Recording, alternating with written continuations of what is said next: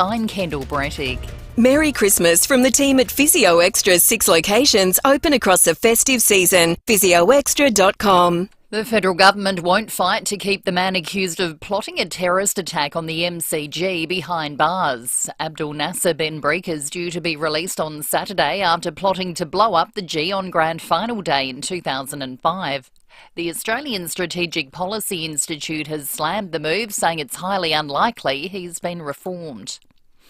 A man has died while snorkelling off Victoria's Mornington Peninsula. More from Gail Watson. 2 snorkelers got into trouble in the water off Portsea on Sunday evening. One man, who is yet to be formally identified, died at the scene. The second snorkeler was taken to hospital for observation. The exact circumstances surrounding the incident are yet to be determined, but the death is not being treated as suspicious. A flood emergency is unfolding in far north Queensland. More than 400 mils of rain has fallen in 6 hours, inundating homes, cutting roads and forcing some residents to evacuate. Douglas Shire Mayor Michael Kerr says sightseers aren't helping the situation. Being stupid, driving around for no reason but to rubberneck is just not necessary. Neither is driving through the puddles trying to wet people on the side of the road. Just stay home, where it's safe, where it's dry. Elsewhere, planes have gone underwater at Cairns Airport and more than 10,000 homes and businesses are without power. A woman lost control of her car on the freeway at Leewood Gardens, rolling it onto its roof. She was taken to hospital with minor injuries. It happened near the Mount Osmond exit, with several trees and bike track railings damaged. Thousands of people sitting on unclaimed Medicare funds are being repaid. Nearly 1 million customers who are yet to update their banking details on MyGov are owed rebates. Almost 700,000 are yet to claim their share. The foreign ministers of Britain and Germany say there's an urgent need for a sustainable ceasefire in Gaza. The pair making the call in a joint article in Britain's Sunday Times. More from the BBC's Damien Grammaticus. What the UK and Germany are saying is that they do back a ceasefire, but it would have to be a permanent one. So they do not support it right now, but they say that the recent experience has shown that pauses in the fighting do work to allow for aid to go in and ideally, hopefully, for hostages to be released and come out. So that's what they want to see more of that. But importantly, they do say that they want to see ceasefires that will be permanent, and that should happen as soon as possible.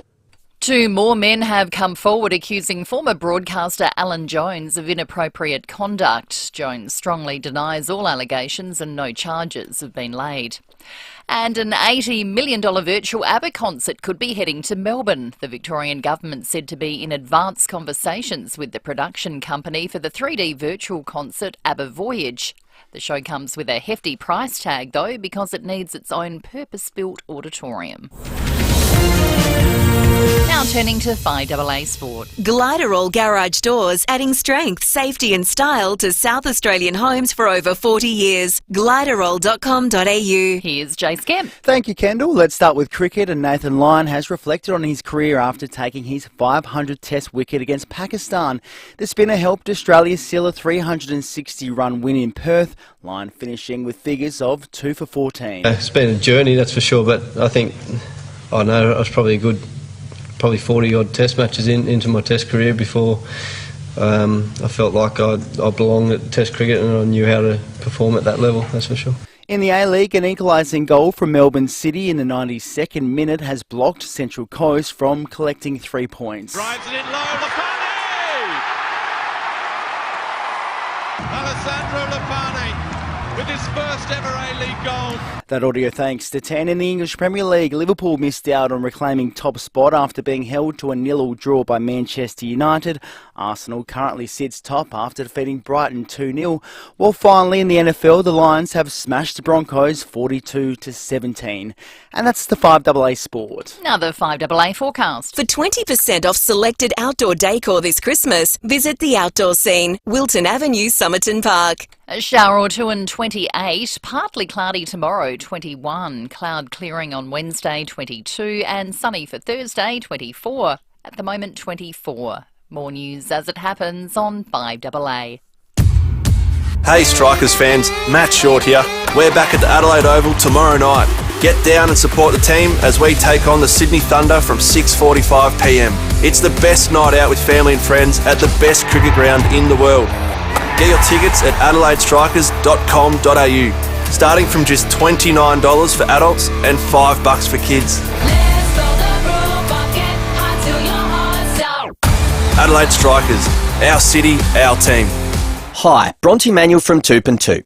The festive season is a great time of year to relax, but it's also a great time to sell your home. Buyers aren't spending their break eating Christmas pudding. With a real shortage of stock, they're trying to secure their next property. Adelaide home values remain at an all-time high, growing by more than 7% over the past year. That means there's a great opportunity to achieve a premium result for your property. If you'd like to know how much your home might be worth in today's market, visit toop.com.au. Good pals are hard to find. But at Parafield Airport Liquor Store, hard to find is our specialty. Whether you're after old reliable pals or want some new pals, Sam, Jamie and the team know just the pals for you. They've made pals with over 200 gins, over 300 craft beers, over 500 whiskies from around the world, and over 2,000 wines. Parafield Airport Liquor Store, Pals, open till late 7 days, next to Roulette's Tavern, Kings Road, Parafield. Get great value Christmas dishes for every budget at Coles. Like Coles RSPCA approved whole chicken was $5.50, now down to just $4.50 a kilo. That's great value hands down at Coles. FIVEAA Summer Breakfast with Lucy Lokan and Casey Treloar. 6:07. Good morning to you on this Monday, the 18th of December. It is the first official day of FIVEAA's Summer Breakfast programming, I should say. It is a week until Christmas Day. Very exciting, though. My co-host for this week is the lovely Casey Treloar. Good morning, Casey. Good morning, Lucy. What a wonderful introduction. Now, for those who are listening to Casey, you might visually recognise her from Channel 7. She's been there nearly 5 years as a journo, and this year has taken the reins for Amelia Mulcahy, who's on maternity leave. So Casey, today you can do a bit of weather on our show. That's fine, but we're taking you back to your journo roots. People love to talk about the weather, but yes, we'll go through the journo routes as well and all the news of the day. And of course, we're so close to Christmas, we can't wait for that.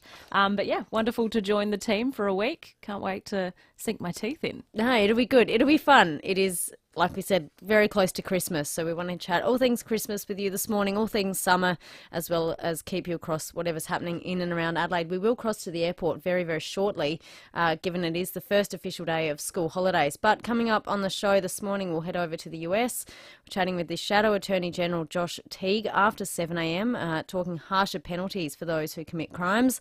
And after 7:30, Michaela Bensley, the SACE Chief Executive, a bunch of Year 12 students, I say a bunch, somewhere in the realm of thousands, I would imagine, eagerly awaiting their SACE results coming out at 8:30 this morning. So we will chat with Michaela before the results drop.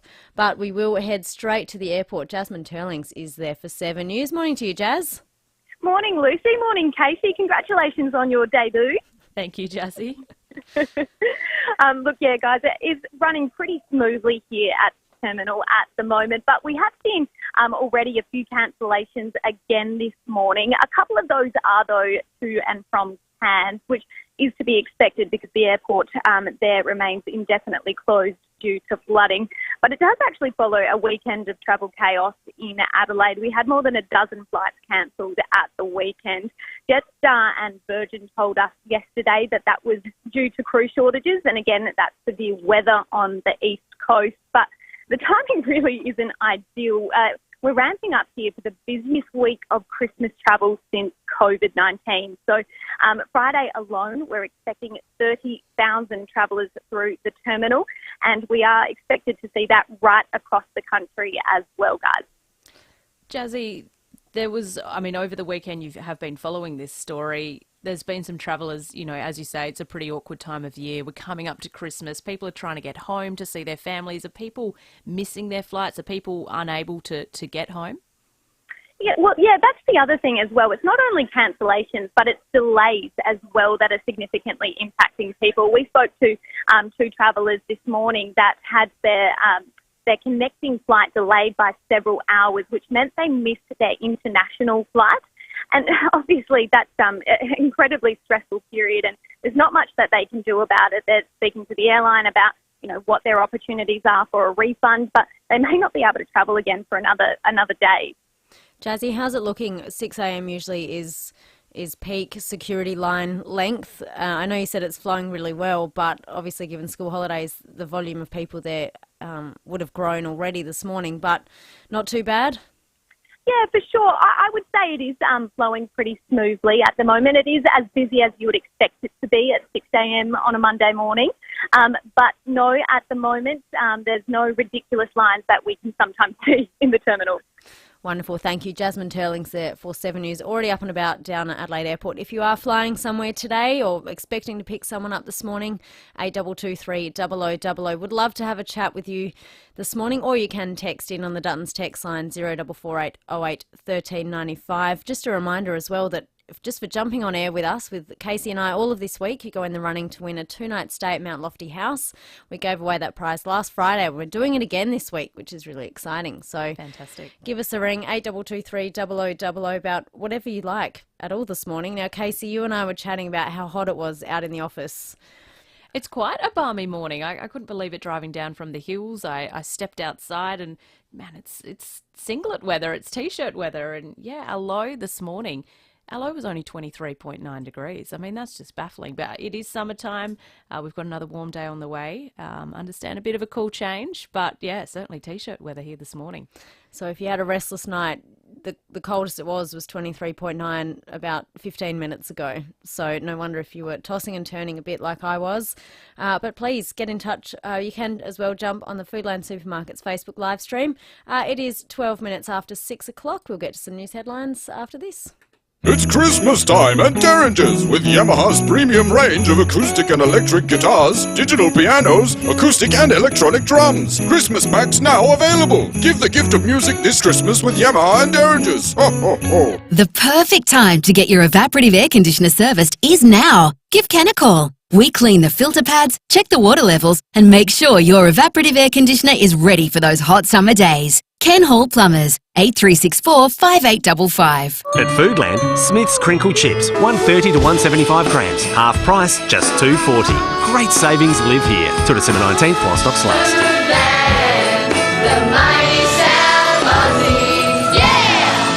If you're building a home, the Selector Homes Display Village is a great place to start. Your ideas and imagination will flow. There's nothing else quite like it in Adelaide. Different homes for different lifestyles, all in the one location. Walk through the sanctuary. It's simply stunning, with an incredible Jarrah facade, polished concrete floors and a sensational use of space. Explore the Selector Homes and Building Solutions Display Village, Port Wakefield Road, Burton. Visit selectorhomes.com.au. For nearly 40 years, no one has done certified used cars quite like Steinborner Automotive, with dedicated yards including SA's best range of commercials loaded and ready to go, including SA's only dedicated small car and SUV centre, and SA's only large SUV and 4x4 centre suited for any lifestyle. Steinborner still also has the best range of Commodores from ZBs to the collectibles. View all late model used vehicles at steinborner.com.au.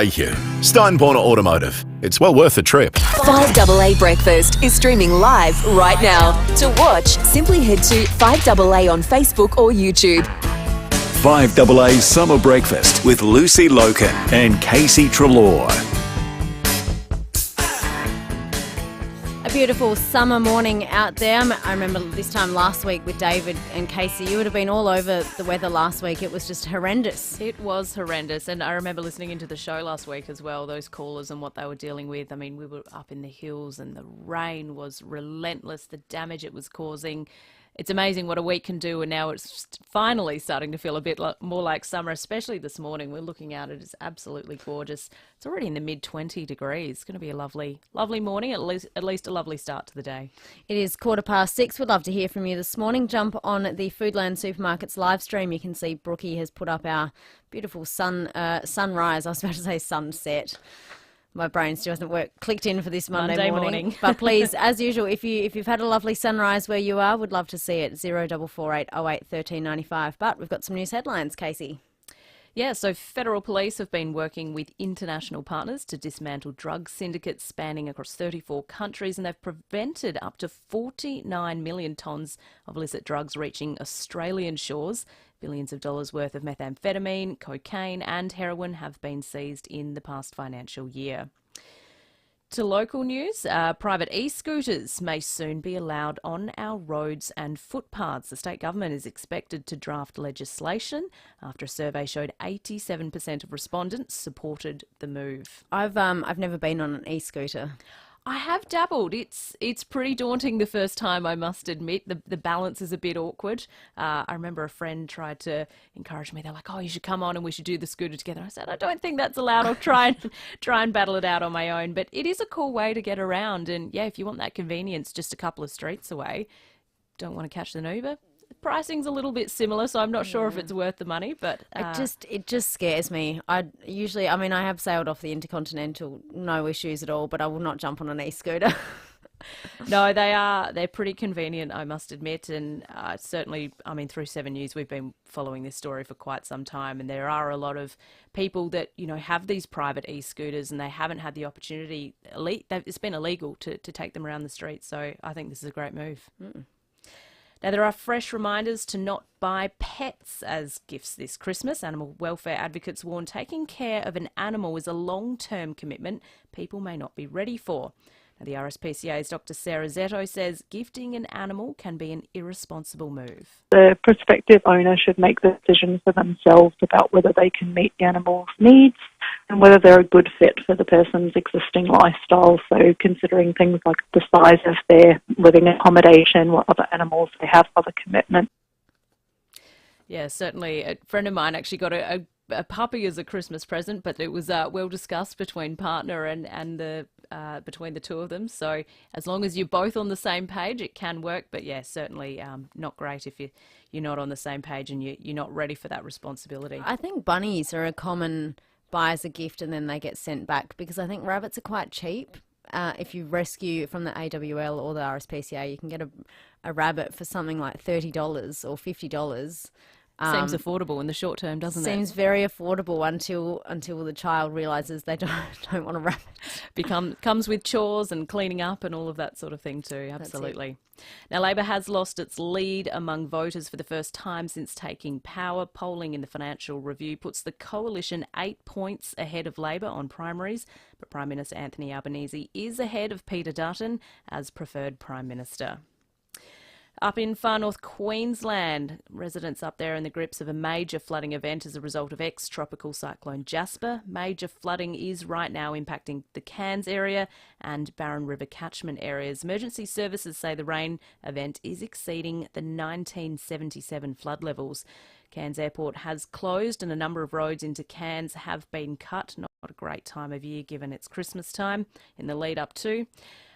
Police Deputy Commissioner Shane Shepperley says locals must listen to the advice of emergency services. No matter where you are in the north, no matter whether you've experienced flooding before or not, please stay contacted and in contact with communities and the emergency messaging. Because if your home may not have flooded before, but what we're seeing is rapid rise of a already saturated catchment. Have you been to Cairns? I've not been to Cairns. I've been to Brisbane, but certainly haven't travelled further up. Beautiful part of the country, but looking at the pictures now, must be pretty frightening for residents, both residents and tourists. Devastating for those people up there. The flood watches are amazing, and last week they had just an incredible amount of rain all within 6 hours, and David and I were joking about how our rainfall here was really affecting us just on the morning that it happened, but for those up in Cairns and Port Douglas, it's just an immense amount of rain, and I think when people travel to far north Queensland, they expect that it's going to be the wetter part of the country. Sunshine and tropical. But they don't expect this. So if you are heading to Cairns, the airport has been closed. So please, as Jasmine said, down there at Adelaide Airport, just check how you can best get to Cairns. A fact I find staggering, and I love to shout it around the office, I told it to Sam about 3 times last week, was if you fly, the distance between Adelaide to Brisbane is the same as Brisbane to Cairns. So Queensland is such a big state. The distance is hard to fathom, isn't it? Yeah, and lots of people think, oh, we'll just go from Brisbane to Cairns, it'll be Just really stuck up quick. there. But no, it's actually Queensland's just so huge, and we don't think of it like that. So even though you have been to Brisbane, you still got a way to go up to Cairns. Yeah, certainly the rain they've had. I mean, they've had rainfalls in the hundreds. One area tipped just over 1,000 millimetres. Wow. It's, yeah, like you said, we thought last week's rain was hard to fathom, but up there, I don't know how they're doing it. Meanwhile, thousands of people sitting on unclaimed Medicare funds are being repaid. The federal government in November revealed nearly 1 million customers who were yet to update their banking details on MyGov were owed rebates. Almost 700,000 are yet to claim their share.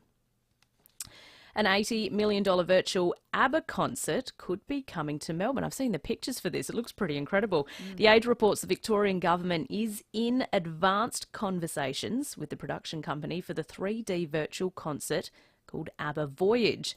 Now, the show comes with a hefty price tag because it needs its own purpose-built auditorium. Are you an ABBA fan? I don't mind a bit of ABBA. I wouldn't say I'm a die-hard fan, but this could be pretty cool. Probably one of the first of its kind. So we found a few people last week called in saying that they weren't fans of ABBA, and not that I was shocked, but a few people came out of the woodwork and felt relieved they could finally admit here on this platform that they didn't like ABBA. So I think we've discovered Adelaide's and South Australia's group of ABBA non-fans who I guess won't be travelling to Melbourne to see the ABBA Voyage. I wonder if this is the same one that's in London at the moment. Potentially. I wonder if the ABBA fans, whether they would support such a concert, or the diehards would think it's a step too far. Yeah, I mean, I'm a massive ABBA fan, so I'm all for it. You would go along? I'd probably go along. Yeah, Melbourne's much closer than London, so if they do build its own purpose-built auditorium plus the specs to build the holographics, then yeah, I'd go along. And then how would they work out the pricing of tickets? I mean, you're not seeing the real thing, but obviously it costs a lot of money to pull together. I wonder, Victorian government, I mean, they did have the Commonwealth Games, so maybe their success in having major events is not as good as it was anymore. Robin Seaton's called in on ABBA. Morning, Rob. Hi, ladies. Nice to speak to you again, Lucy. You too. I saw ABBA as my first concert. So we found Wonderful. a big ABBA fan. Would you go along to Melbourne to see this, Rob? No, I wouldn't know. I can't travel. I can't afford it. But no, unfortunately, my health doesn't allow me to do a lot of things. My health doesn't allow me to do much these days. But saying I saw ABBA, what a contrast when I saw Kiss as my second concert. Amazing. Rob, if the concert came to Adelaide and you got to see ABBA as a 3D virtual concert, would you go along? I would definitely consider it, yeah. I mean, no, I might have started by seeing ABBA and then Kiss, but I'm quite eclectic. For example, when the Big Day Out was on, when I saw Rammstein the first of two times, I made a comment, and it's massive. It's the best stage show I've seen since Kiss in 1980. There you go. Rob, what did you prefer, the ABBA concert or the Kiss concert? I don't remember much about the ABBA concert, but the Kiss concert was outstanding, really. I mean, the most outstanding fact was how the whole drum truss lifted at the back of the stage, moved forward, turned 45 degrees one way, back 90, back to the centre, and then backwards again. Now, in 1980, mechanically, that would have been so easy. You're right. Where was it, Rob? Adelaide Oval. Adelaide Oval. Yes, I still have memories of like good half hour plus after the concert, going past the Toronto's parade grounds, and my ears were still ringing. That was amazing. Wow. Fantastic. Wow. Thank you, Rob. Robin Seaton there calling in on ABBA and Kiss. I mean, if anyone else was at that Kiss concert at Adelaide Oval in 1980, would love to hear your stories, 8223 0000, or you can text us on the Duttons text line 0448 08 1395. Now, Casey, your wheelhouse is the weather. This is the moment we've all been waiting for. Moment to shine, of course. Let's hear what we're in for. Well, there is some good news and some not so great news, but surely a very warm morning here in Adelaide. We are heading for a top of 28 degrees today, but there is a change on the way, a bit of a gusty change, a chance we could see a thunderstorm as well, and that could deliver a few showers. Look, will be nothing compared to what we had last week, which will be good news for many, but we could see a couple of mils in the gauge. The Gardens might like the extra top up. Then a couple of cool days. Tuesday, just a top of 21, partly cloudy. 22 is the top on Wednesday. Then we're warming up again on Thursday, a sunny 24 degrees. Friday looks pretty great, top of 28 degrees there. For the 23rd, also 28, mostly sunny. Christmas Eve, a top of 26. As for Christmas Day, the Bureau is yet to release its forecast for Christmas Day yet. Early indications say we're looking at a mostly fine day, so hopefully temperatures in the top 20s. I wonder if our listeners can have a guess as to what that temperature is going to be. We'd love to hear your thoughts. Oh, yeah, nearest to the pin. Always good. I mean, we'll ask our Bureau professionals in the next 20 minutes what they reckon it's going to be, but always happy to do a nearest to the pin comp closer we get to Christmas. Looking around Australia, the coldest temp, no surprises, is Hobart at the moment, 14.2 degrees, and Darwin, 29.1, is the hottest capital city this morning. Darwin, another place that if you go there this time of year, you're going to get sweat and humidity and rain. Wet and stormy is generally on the cards for Darwin. Wet and stormy for sure. Now, Tom Wren is on annual leave. We always wonder when Rennie ever sleeps. This week, he is having a rest this week. Good on Tom Wren for having a break. So in his place this morning is Sam Daddo. Gliderol Garage Doors, adding strength, safety and style to South Australian homes for over 40 years. Gliderol.com.au. Morning to you, Sam. Morning, Luce. Morning, Casey. Nice to have you along. Thank you. Sport on the weekend. We started off with some soccer yesterday, Melbourne City, Central Coast. That one ended in a draw. But to me, it was all about the cricket, the first test over in WA. It was all about Nathan Lyon, the GOAT. He did that calf injury during the Ashes, which robbed him of his 500 over there in the Ashes. Shane Warne, as we know, the leading wicket taker in Test cricket for Australia, 708. Glenn McGrath, 568. But finally, Nathan Lyon brought up his 500th in somewhat of an anticlimactic sort of a scenario because it went to decision review. Here's how that went. Original decision is not out. Pitching in line, impact in line, and hitting the wickets, Richard. So I recommend to reverse your decision from not out to out. The old Lion roars for the 500th time in Test cricket. Audio there, thanks for Channel 7. And also, an easy win in the end for Australia, winning by 360 runs. He was the man. After he took another wicket, ended up with 501. Nathan Lyon spoke also with 7 post the match. Firstly, thank you. It's something I'm very proud about. Obviously, ending my Ashes is the way I did quite early in the series. I've had a lot of time to think about it, but to do all my rehab and get back here with these guys, with a special bunch of people, and go out there and perform like we did out there. But personally, to take 500, it's a bloody big milestone. Sure is. It's unbelievable. Congratulations, Shane Warne, Glenn McGrath, Nathan Lyon. How's that sound? I still pinch myself when I see my name next to those guys, and not even next below those guys in my eyes. Shane Warne is the greatest to ever play this game, in my opinion, and Glenn McGrath's record speaks volumes, doesn't it? So to edge closer to those guys, it's pretty something to be proud of. So Nathan Lyon there speaking post-match, but another talking point, I don't know if either of you saw any bits of the match. All you would have to have seen was 5 seconds of footage. For the crowd numbers at Optus Stadium, pretty low, weren't it's they? a stadium that holds 60,000+ people. We see it pumping for the footy matches. They averaged 14,781 people across the 4 days. Total of 59,125. And in contrast, last year when the West Indies played here in Adelaide, a lesser ranked nation, one-sided, but we do it so much better. Day 1 against the West Indies, 24,449. Day 2, 27,490. Day 3, 24,889. We ended up over the 4 days with 86,616 to Optus Stadium, 59,125. So Perth, once again, not getting out to their test matches. Even their Sunday attendance only had 9,000. This is a weekend. Perth has had some great weather to have the attendance numbers. Clearly, Adelaide's a great spot to watch cricket. We all know and love to go along. But, yeah, what's happened over in Perth? All I can say is they need to move back to the WACA ASAP. Where's the next test, Sam? Boxing Day. Which is where? Melbourne. MCG. MCG, You're talking to two Sorry, I girls forgot about that. who probably aren't picking cricket as their utmost favourite summer sport. That's all right. We're going to be talking to Wayne Flipper Phillips after 7 o'clock as well, instead of Rowie, because Rowie's on leave, so he'll also give you his take on what happened over the weekend. A bit of a preview as well for Boxing Day. Excellent. Thank you, Sam. It is 6:30. Coming up next, 6:30 News with Kendall and Jace.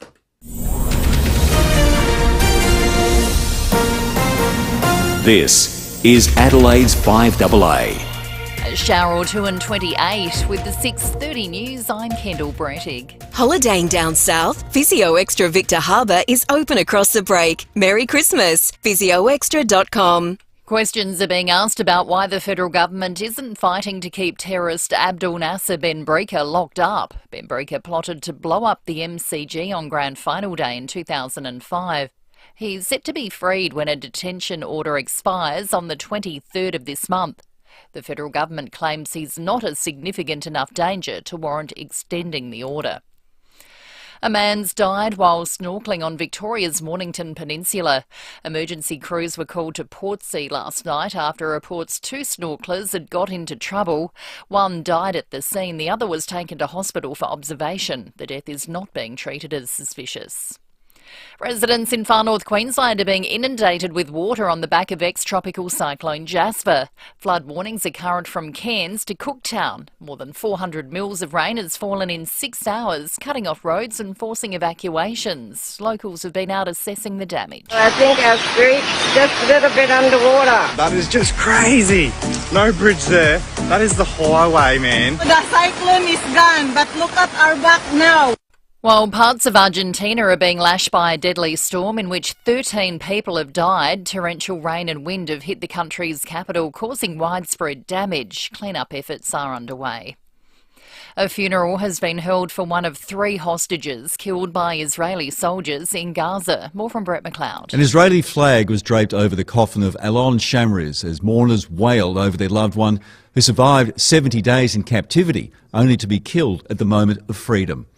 As the IDF investigates the 3 killings of hostages, Benjamin Netanyahu is refusing to yield to pressure from hostage families, as well as the governments of Britain, Germany and France, which have all called for some form of new ceasefire.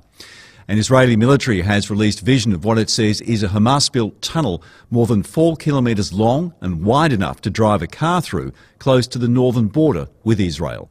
Almost 700,000 Medicare recipients are sitting on unclaimed funds. Customers yet to update their banking details on MyGov could be owed rebates. The federal government's urging people to log on and check their inbox.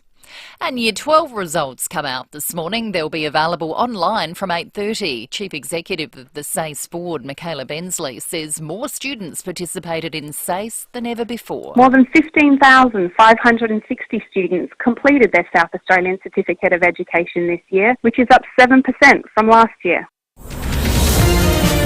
Now turning to 5AA Sport. Gliderol Garage Doors' new Platinum and Native Series sectional doors are here. Gliderol.com.au. Here's Jace Kemp. Thank you, Kendall. Nathan Lyon has joined the cricketing elites, taking his 500 Test wicket in Australia's 36-run win over Pakistan.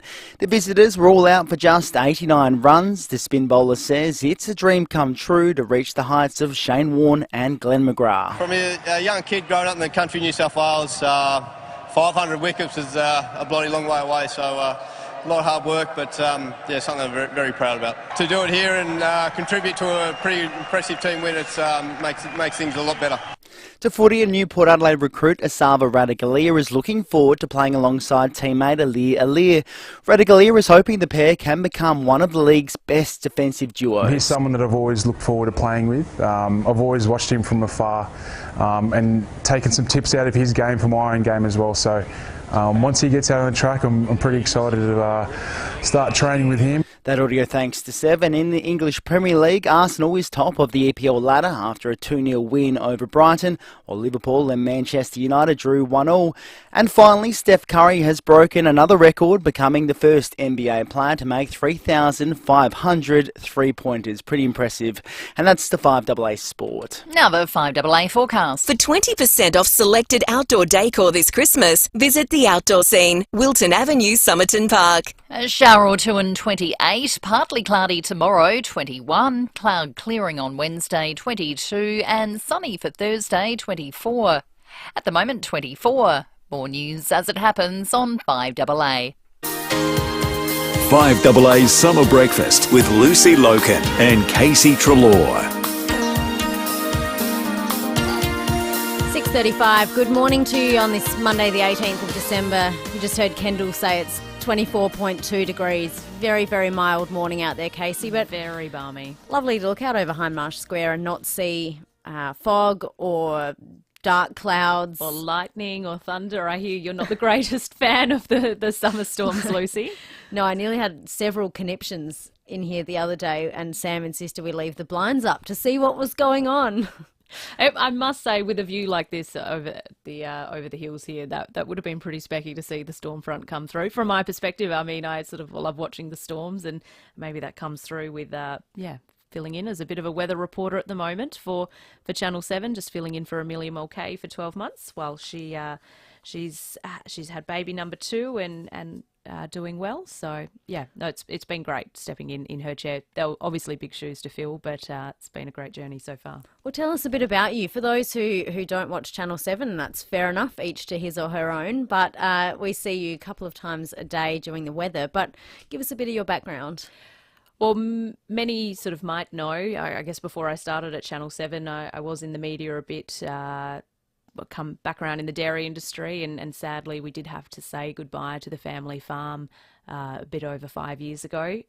Very lucky that we're still involved in the industry. I still own a bunch of dairy cows, and they've all got their own names, and we take them to the shows. We support the Royal Adelaide show every year, and we take a team along, and we take some kids to help us out. We head along to national cow shows around the country as well, just preparing for the big one in Northern Victoria next month, International Dairy Week, which is pretty exciting. But yeah, certainly a girl from the land that loves agriculture and loves to promote it. And it was a pretty tough spot when we had to say goodbye to the family farm, but I was pretty happy to try and promote the industry and what it's trying to achieve. And since then, we've seen the industry come in leaps and bounds, which is great to see.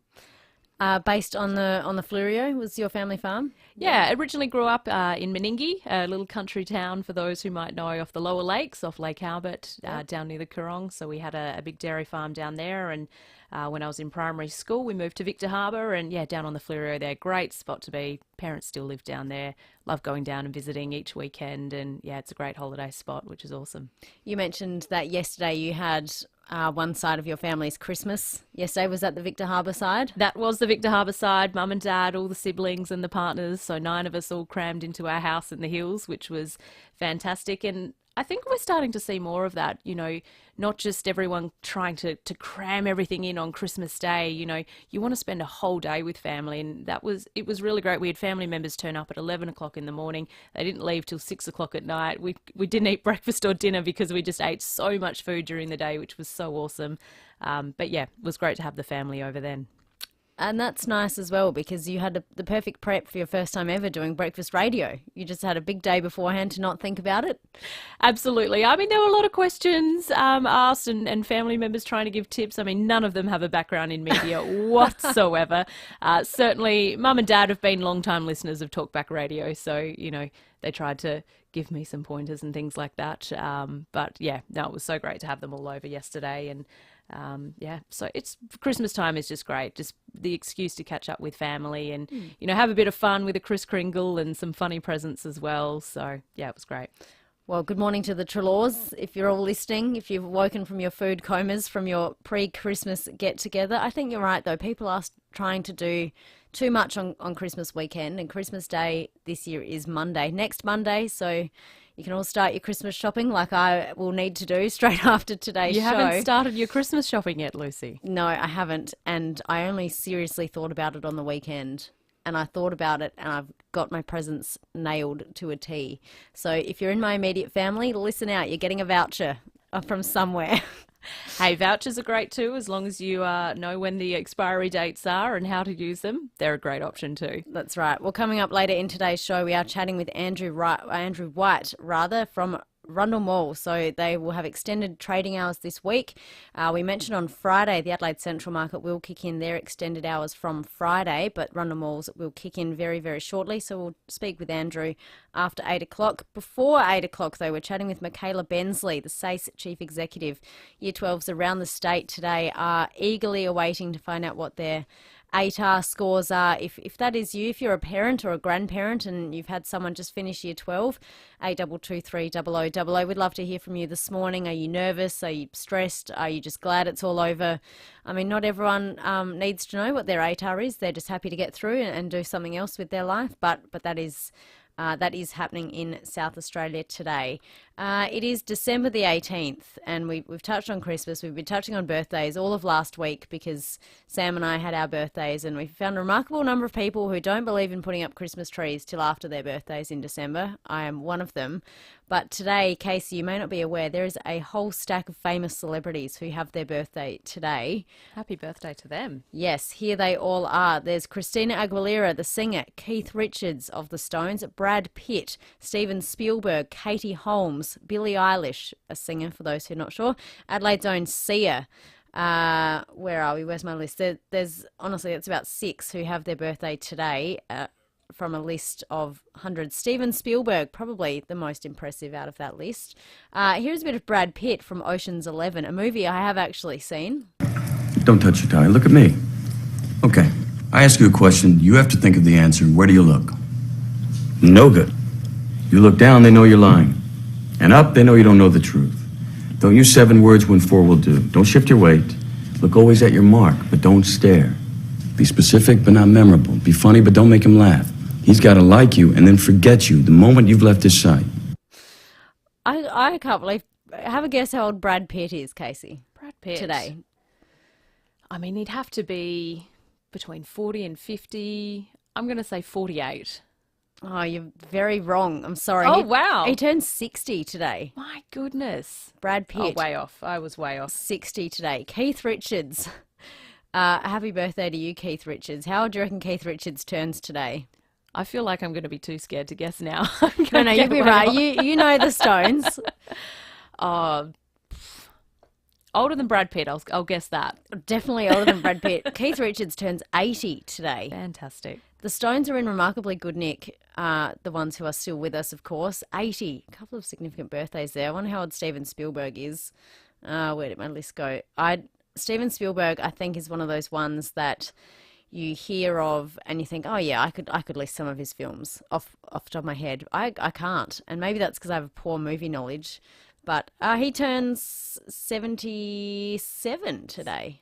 77, so he's younger than Keith Richards. Yeah, wow.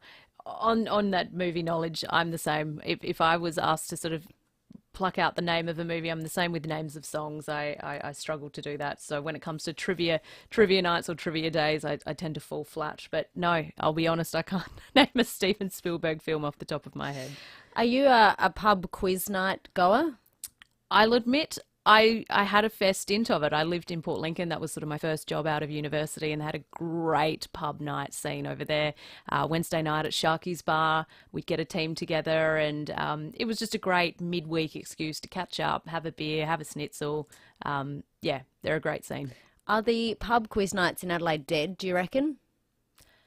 I don't think so. I have a lot of friends, I don't know, my age that still continue to do it. They have a big ultimate quiz night sort of each year in Adelaide. We did travel along from Port Lincoln, our little contingent at the only regional team that sort of compete. We didn't do any good. We're no good at pub trivia. There's certainly some very competitive Adelaide teams, but it still seems a very strong scene here in Adelaide. Did you have a team name? We did. We were, I'm sorry, Quiz Jackson, ooh. With 8 O's. It was I'm not sure where the name came from, but it stuck. Everyone remembered it. And yes. Were you ever a part of quiz nights? No, I went to an old scholars one for my old school. That was quite fun. Didn't do very well, especially my pop culture references were not great, but geography was my strongest. So capital cities, flags, countries, that kind of thing. That was my strong point. But if this is you, 8223 0000, are you a regular trivia night, quiz night, pub quiz night host? I'd love to find a host. A good friend of mine is a host. We might be able to get him on. Yes, well, happy to have a chat. I mean, I'm guessing this close to Christmas, pubs might not be hosting their quizzes this week, or they might be, I'm not sure. But if you're a regular goer, would love to hear from you this morning. Text in 0448 08 1395. Coming up next, we will check in with SA Police over what has happened over the weekend. But first, let's check your traffic for the drive-in. Celebrate more summer moments with Moonlight Cinema Adelaide, plus Macca's summer menu and the McCafe iced coffee range. Thanks, Lucy, and good morning. Roads are looking good today. Pretty quiet. School's finished, so she'll be quiet for a while, which is good. Do have Burst Waterway getting fixed at the moment. Clovelly Park South Road near Dawes Road, speeds at 25. Lane closed at Lockleys, Henley Beach Road near Rolls Road, and Hope Valley works there to Grand Junction Road near Valley Road, speeds at 40. Got a camera, Military Road at Grange. It's savings all the way today at Target with 30% off women's and men's briefs, trunks and socks. Shop in-store, online or via the Target app. Hurry, today only, conditions and exclusions apply. Adelaide's most accurate traffic on 5AA. Want to turn your Flybuys points into dollars this Christmas? You can take $10 off for every 2,000 points you redeem. That's great value, hands down, at Coles. Minimum spend $10, limits, exclusions and T's and C's apply. There's naughty or nice, stunning and stylish, or tasty and tasteful. Merry Christmas, folks. I'm Brett Charlesworth, and they're just three of the eye-popping Christmas gifts we make for you at Charlesworth Nuts. They're all overflowing with our amazing nuts and chocolates and made with great pride by our talented South Aussie team. With 100 different gift boxes, packs and hampers, there is literally something for everyone. You simply can't go wrong. 11 family-owned stores or shop online. Why Charlesworth? Because fresh nuts taste better. Now, Casey, what is your garden like? It's very green, but up in the hills, not much shade, so the lawn struggles to grow at this time of year. Well, that's all right, because at Stanford's, they might be able to help you out. They don't just talk gardens, they'll want to see photos of your lawn. And of course, a picture is 1,000 words, and nothing makes the Stanford Team's Day like a photo of your pride and joy, or maybe our challenge, your garden or your lawn. With 100 years of combined experience in the team, they've seen a lot, but it never gets old. Show them your unusual garden, your work in progress, your new veggie patch, or that time you dabbled in hedge sculpting. They want to see it all. They are a wealth of knowledge when it comes to tips and tools to keep your garden pristine. So pop in for tips or to brag to someone who gets it. Go and see Ben and Archie and their experienced team at 590 Main North Road, Jeps Cross, or check out stanfordmowers.com.au. City Discount Tires. Get saving this month at City Discount Tires. When you buy 3 Wild Peak AT3W all-terrain tires, you'll get the 4th tyre free. The perfect tyre for your next adventure. City Discount Tires are a proud multi-tyre and wheel brand retailer offering great service at great prices. Visit citydiscounttires.com.au to find your nearest store. City Discount Tires. We're driven by value. City Discount Tires. Here at 5AA, we're all about supporting local. Here's who you can support around Adelaide. It's back. The Bay Sheffield Carnival, SA's most prestigious foot race, returns to Collie Reserve Glenelg, December 27th and 28th. Visit baysheffield.org.au. Laxmi's Indian Restaurant was recently awarded Best Indian Restaurant in South Australia. Open every day for lunch and dinner. Laxmi's Tandoori Restaurant, 295 Glen Osmond Road. 5AA Summer Breakfast with Lucy Lokan and Casey Treloar.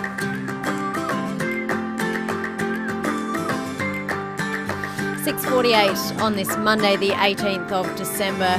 We're going to pressure Jenny Horvath in a moment to giving us her Christmas Day forecast. But first, let's just find out what we're in for today at least. Good morning to you, Jenny. Good morning, Lucy. Good morning, Casey. Good morning. Very, very mild start to the day, Jenny. Yeah, look, it was pretty hot overnight. Minimum temperature was 23.8. We saw that at around 20 past 6 this morning, back up to 25.6 at the moment at our West Terrace Night Appear observation site. Trying to squeeze in temperature up around 28 degrees, but we do have a change moving through. So a lot of cloud out there at the moment. There's been a couple of spots, but as we head into the later part of the morning and into the afternoon, more likely to see a little bit more with those showers just ahead of that change moving through. But at this stage in the middle of the afternoon, we'll see those winds shifting around. Couldn't rule out a thunderstorm just ahead or with that change as it comes through today. Possibly they'll stay to the north, but we couldn't rule it out here, and if we were to experience a thunderstorm, could be a little bit gusty at times. Not expecting the rainfall to be anywhere near as significant as some of our previous changes. A few millimetres if we were to see thunderstorm, could see a little bit more with that, but yeah, with the thunderstorm the risk will be some wind gusts. So I guess if you've got some loose items before you head off into work or having a lazy morning at home if you're already on holidays, just take a bit of care to tie some things down for today. But things should settle down relatively quickly as we head into the middle of the week through there. After that change, temperatures back down to around 21, 22 degrees for Tuesday and Wednesday. We'll be in that southeasterly, so I guess could be a little bit gusty around the foothills there with the gully winds for the next few nights as well. Temperatures getting back up to around 24 degrees by Thursday, up to around 27, 28 for Friday and Saturday. Sunday looking at around 25 degrees there. And then Chrissy Day, look, we'll probably have that high pressure system sitting to the south of us.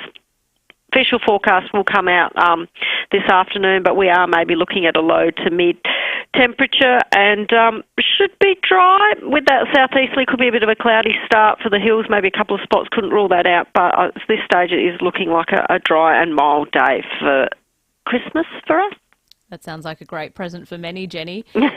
Now, looking at this change that we have today, it's not looking anything like that, those storms we saw last week. No, not for us. For maybe western and northern parts of the state, we're watching and likely to see some warnings pushed out. But yeah, they could just, like I said, gusty, but we're not looking at that rainfall that we have seen. Excellent. Thank you, Jenny. We'll hold you to that dry and mild day. Matt on the Duttons text line suggesting 24 degrees. So we shall see. Nearest to the pin, we'll happily take your guesses before the official forecast comes out this afternoon. Let's jump over to SA Police now. Senior Constable Jen Cullinan's on the line. Morning, Jen. Good morning, ladies. We've got the two Jens on this morning. How exciting. I know, just don't get confused because I don't know anything about the weather. No, that's all right. We'll ask you about this instead. 3 cars broken into in Gawler early this morning. What happened? Yeah, this was just about 1:45 this morning. Police received calls from residents on Jerningham Street about a group of teens breaking into cars. Now, the victim confronted the group and they ran off towards the river. And patrols attended and discovered further car break-ins on King Street and Cameron Street. Searched the area, but unfortunately we couldn't locate those youths. Now, just after 3 o'clock, we responded to calls that a group of youths were causing a disturbance in a fast food restaurant on Adelaide Road. Now, when we arrived, the group had left and we searched the area and located 3 youths hiding in a nearby railway yard. We also located a balaclava and some jewellery items near where the group were located. So we arrested 3 boys aged 14 from Andrews Farm and Munapara.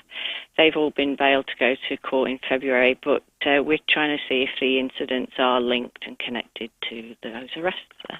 Jen, how concerning is it? I mean, these people that are getting caught up in this overnight crime, we're talking sometimes as young as 12, 13, as you pointed out, they're 14 years of age. How frustrating is that for police dealing with youths just this young getting caught up in crime?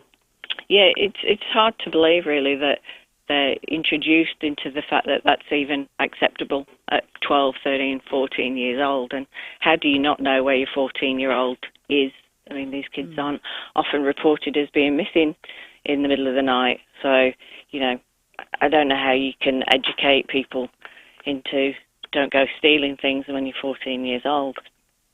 Thank you, Jen. Wise words there. Thanks, from guys. Our SAPOL, Jen Cullinan there on duty this week for us. Time to head over to the United States. Plenty happening always in the United States, and with less than a year towards their next election, that'll roll around very quickly once we get into January. But of course, in the background, whilst we've been doing our preparations for Christmas and all things festive here in Adelaide, the war in Gaza and Israel has been ticking along in the background. Of course, plenty of devastating news still coming out from that war. With the latest, Jacqueline Robson is joining us for 7 News from the United States. Morning, Jacqueline. Good morning. Now, a second top US diplomat has been sent to Israel. We know Biden has had a few visits at least, but Lloyd Austin has headed to Israel to chat with the Prime Minister and the Defence Minister amid severe food shortages in Israel. Tell us about that. Yeah, so he's the Defence Secretary, and he's there to push the Prime Minister and the Defence Minister of Israel on what kind of metrics they're using to mark milestones in this war. We have seen President Joe Biden's national security advisor there just a few days ago, and he was urging Israel to move to a more precise, targeted campaign instead of this massive, large ground offensive that we've seen killing those 3 hostages accidentally by the Israeli military. But a troubling development we've seen is people in the Rafah region, which is in Gaza's south near the Egyptian border, where we're seeing aid trucks come in. People are so hungry and desperate. They're swarming these trucks, helping themselves to whatever food and supplies they can get from these aid deliveries immediately, just eating the food as it's coming in because they're just starving. The UN World Food Programme confirms that half of all Gazans are starving. They have no idea where their next meal is coming from. They're growing increasingly desperate and hungry. More than 1 million people in that Rafah region are displaced as well. So not only are they looking for food, they're looking for shelter, and winter is coming. So it's getting quite uncomfortable and serious in that region. Israel has agreed to open the Kerem Shalom crossing for the first time since this war began, and that's a major transit route. So ideally, those aid trucks will get to the people quicker, but it's certainly a devastating and serious situation. Jacqueline, am I right in saying that a ceasefire is still not happening? Benjamin Netanyahu, the Israeli Prime Minister, is still rejecting the idea of a ceasefire? Yeah, look, despite all of the pressure from world leaders that we've seen over the past few weeks, we do seem to have a shift in the way world leaders are approaching this war. But at this stage, there is still a lot of work by US diplomats to try and steer Israel towards a ceasefire. They're looking to start, or they want to see Israel start an aerial campaign, more targeted and precise, so that we don't see these masses of civilian casualties, which is reaching around the 19,000 Palestinians so far, 70% women and children. So, that's why we've seen the number of US diplomats kind of increase over the over the past few days, because they're really getting out of touch with world acceptance on what's happening in Gaza. Jacqueline, thank you for that update. Jacqueline Robson there for 7 News in the United States. I mean, like I said, Casey, I've sort of been getting into the festive spirit, and I tend to forget about the monstrosities happening overseas. I can't imagine coming into Christmas and facing those sorts of scenes and those families and young children as well. And I know personally there are friends and family here in South Australia alone, and they voice that they sometimes struggle to celebrate in these times, just knowing what is happening on the other side of the world. Couple of texts on the Duttons text line this morning. Luke says 28 degrees for a Christmas Day guess. On the pub quiz night, Tess in Paraka says the Bridgeway does a great quiz night every Wednesday. We don't go regularly, but would if she could. Wilsey MCs the Tuesday night ones at the Enfield pub. Now that would be fun, Wilsey hosting a quiz night. Well, we should get a team together and go along. Tomorrow might be bit short notice, but January, let's go for a Tuesday quiz night. Dan in Woodcroft says, good morning. Being a high school teacher, people assume that I'm good at pub quizzes, but in reality I'm rubbish. But Dan, if you're a teacher, does that mean you have a wide breadth of knowledge, or are you just a specific niche subject teacher? Dan could be just a maths teacher, and there's not a whole lot of maths questions in a quiz night, I must say. It is mostly pop culture. Certainly geography. You mentioned there's a lot of geography questions in those quiz nights, so maybe he'd do better there. But yeah, if you're just a maths teacher, you might struggle. Yes, and we all know how well doing maths on air in this show goes. Not well. And finally, Ben says on Steven Spielberg movies, you would know E.T., Schindler's List, the Indiana Jones films, and Close Encounters of a Third Kind. I certainly know the top 3. I haven't heard of that last one, though. No, E.T. was on the Movie Bowl list, and it was rejected. I haven't seen E.T. I reckon I saw E.T. when I was about 10 years old, and I couldn't tell you what happens apart from E.T. phone home. I mean, I know the reference, and that's all I know. So we'll leave it there. It is 6:59. Coming up next is the 7 o'clock news.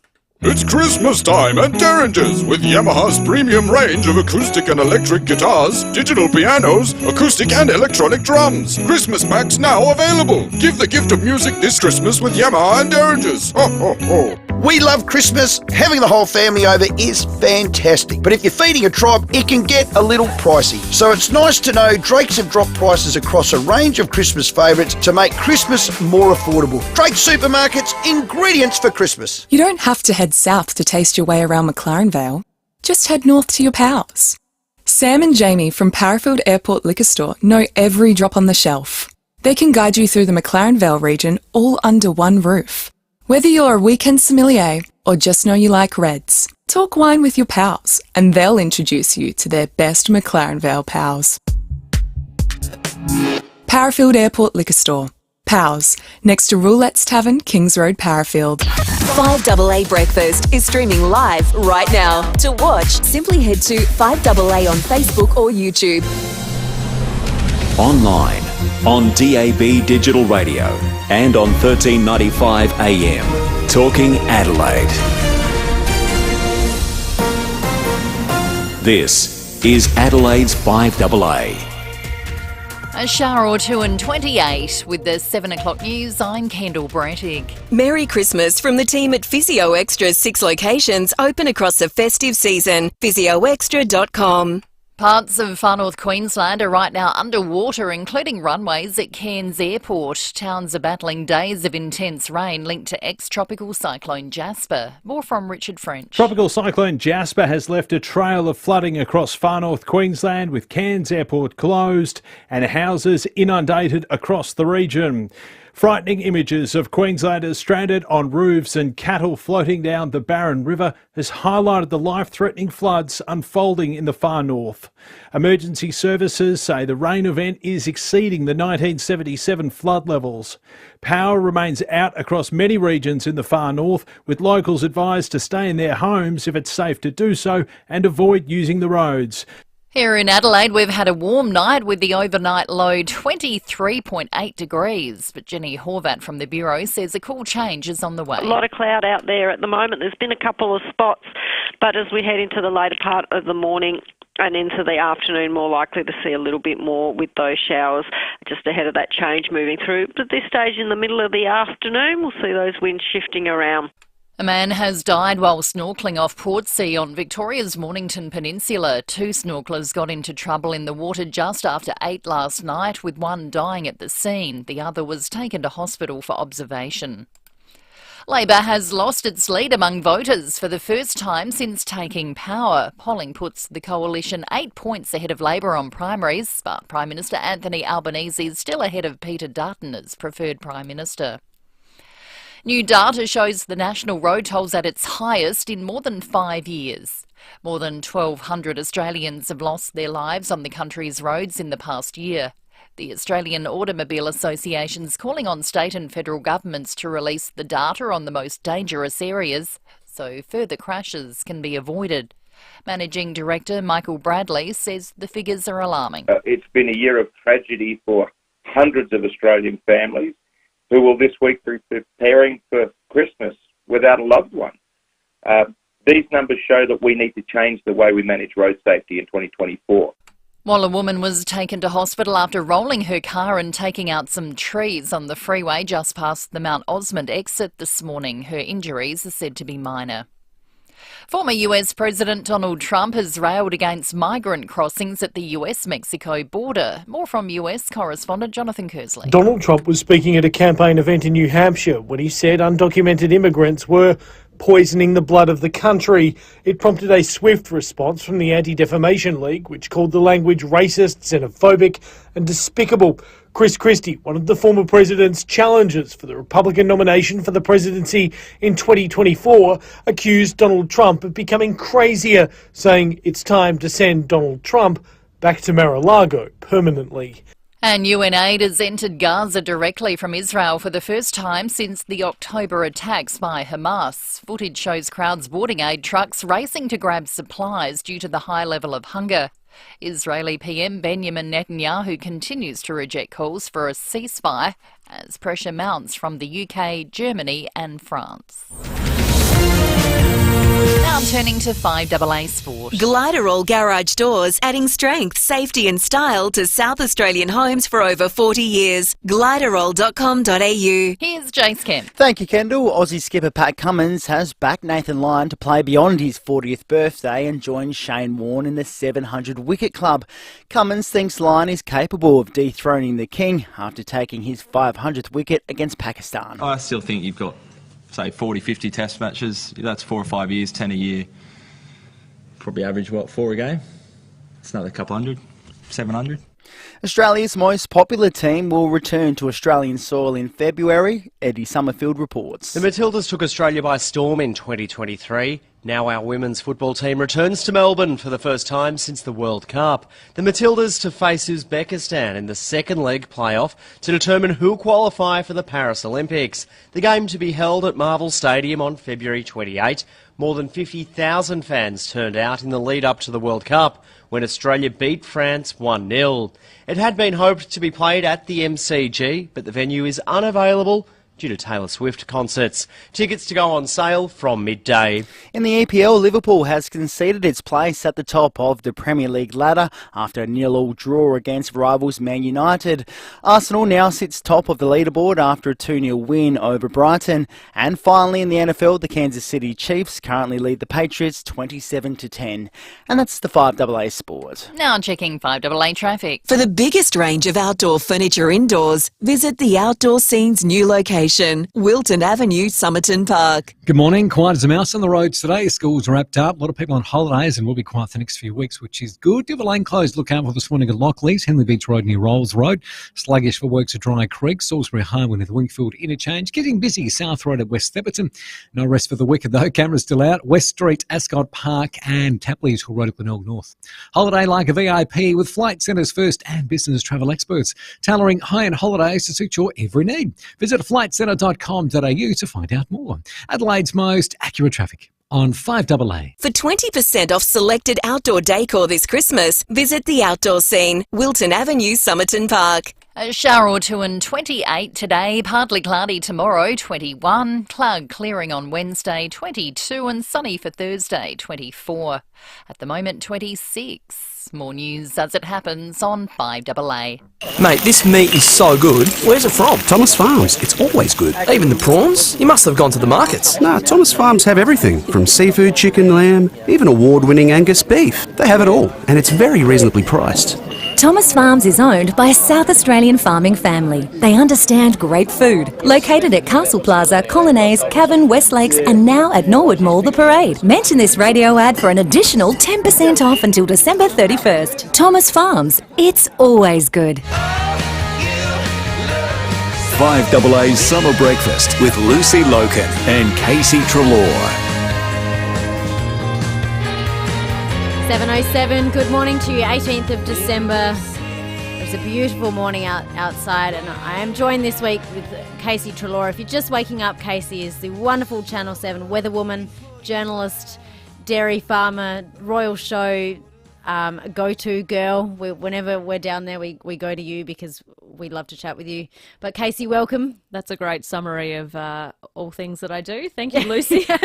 You've done an hour on the show, so how are you feeling? So far, so good. So far, so good. So far, so good. I'll happily take constructive criticism as well. Yeah, feeling good in the hot seat so far, and just stoked to be part of the team this week for summer breakfast.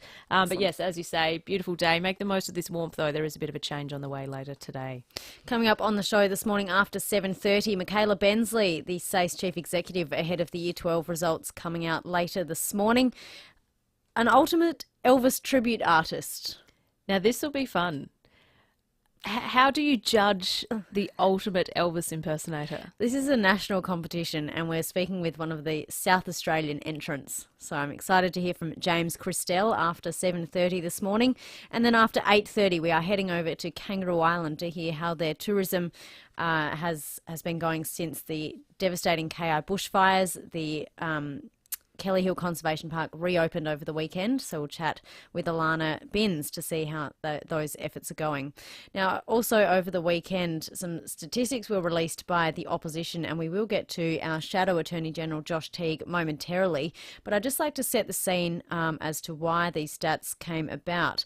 So Adelaide Hills father Nate Godfrey recounted on 9 News last night the terrifying moment he came face to face with 10 intruders inside his house early on Friday morning. Police have said that 6 boys were responsible. Here is Nate on 9 News. I woke up in a deep sleep with a silhouette, a body entering the house, and at that moment, in that split second, you need to make a decision about how you're going to defend your family and defend your property. I heard a lot over the past few days that they're just kids. I don't buy that. They're criminals. It's really sad that I should be sitting in my daughter's bed, reading her stories, and instead we're walking around the house checking all the locks. An absolutely terrifying encounter for Nate and his family. Both the opposition leader David Spears and the Transport Minister Tom Koutsantonis spoke out on the rising crime rates in South Australia and the calls for tougher laws and penalties for criminals. Here's David Spears. We know that over 10 years crime has consistently dropped, and then in the last year or so we've seen this sudden surge, and one opportunity is the penalties that are being handed down and the opportunities to review what those penalties are.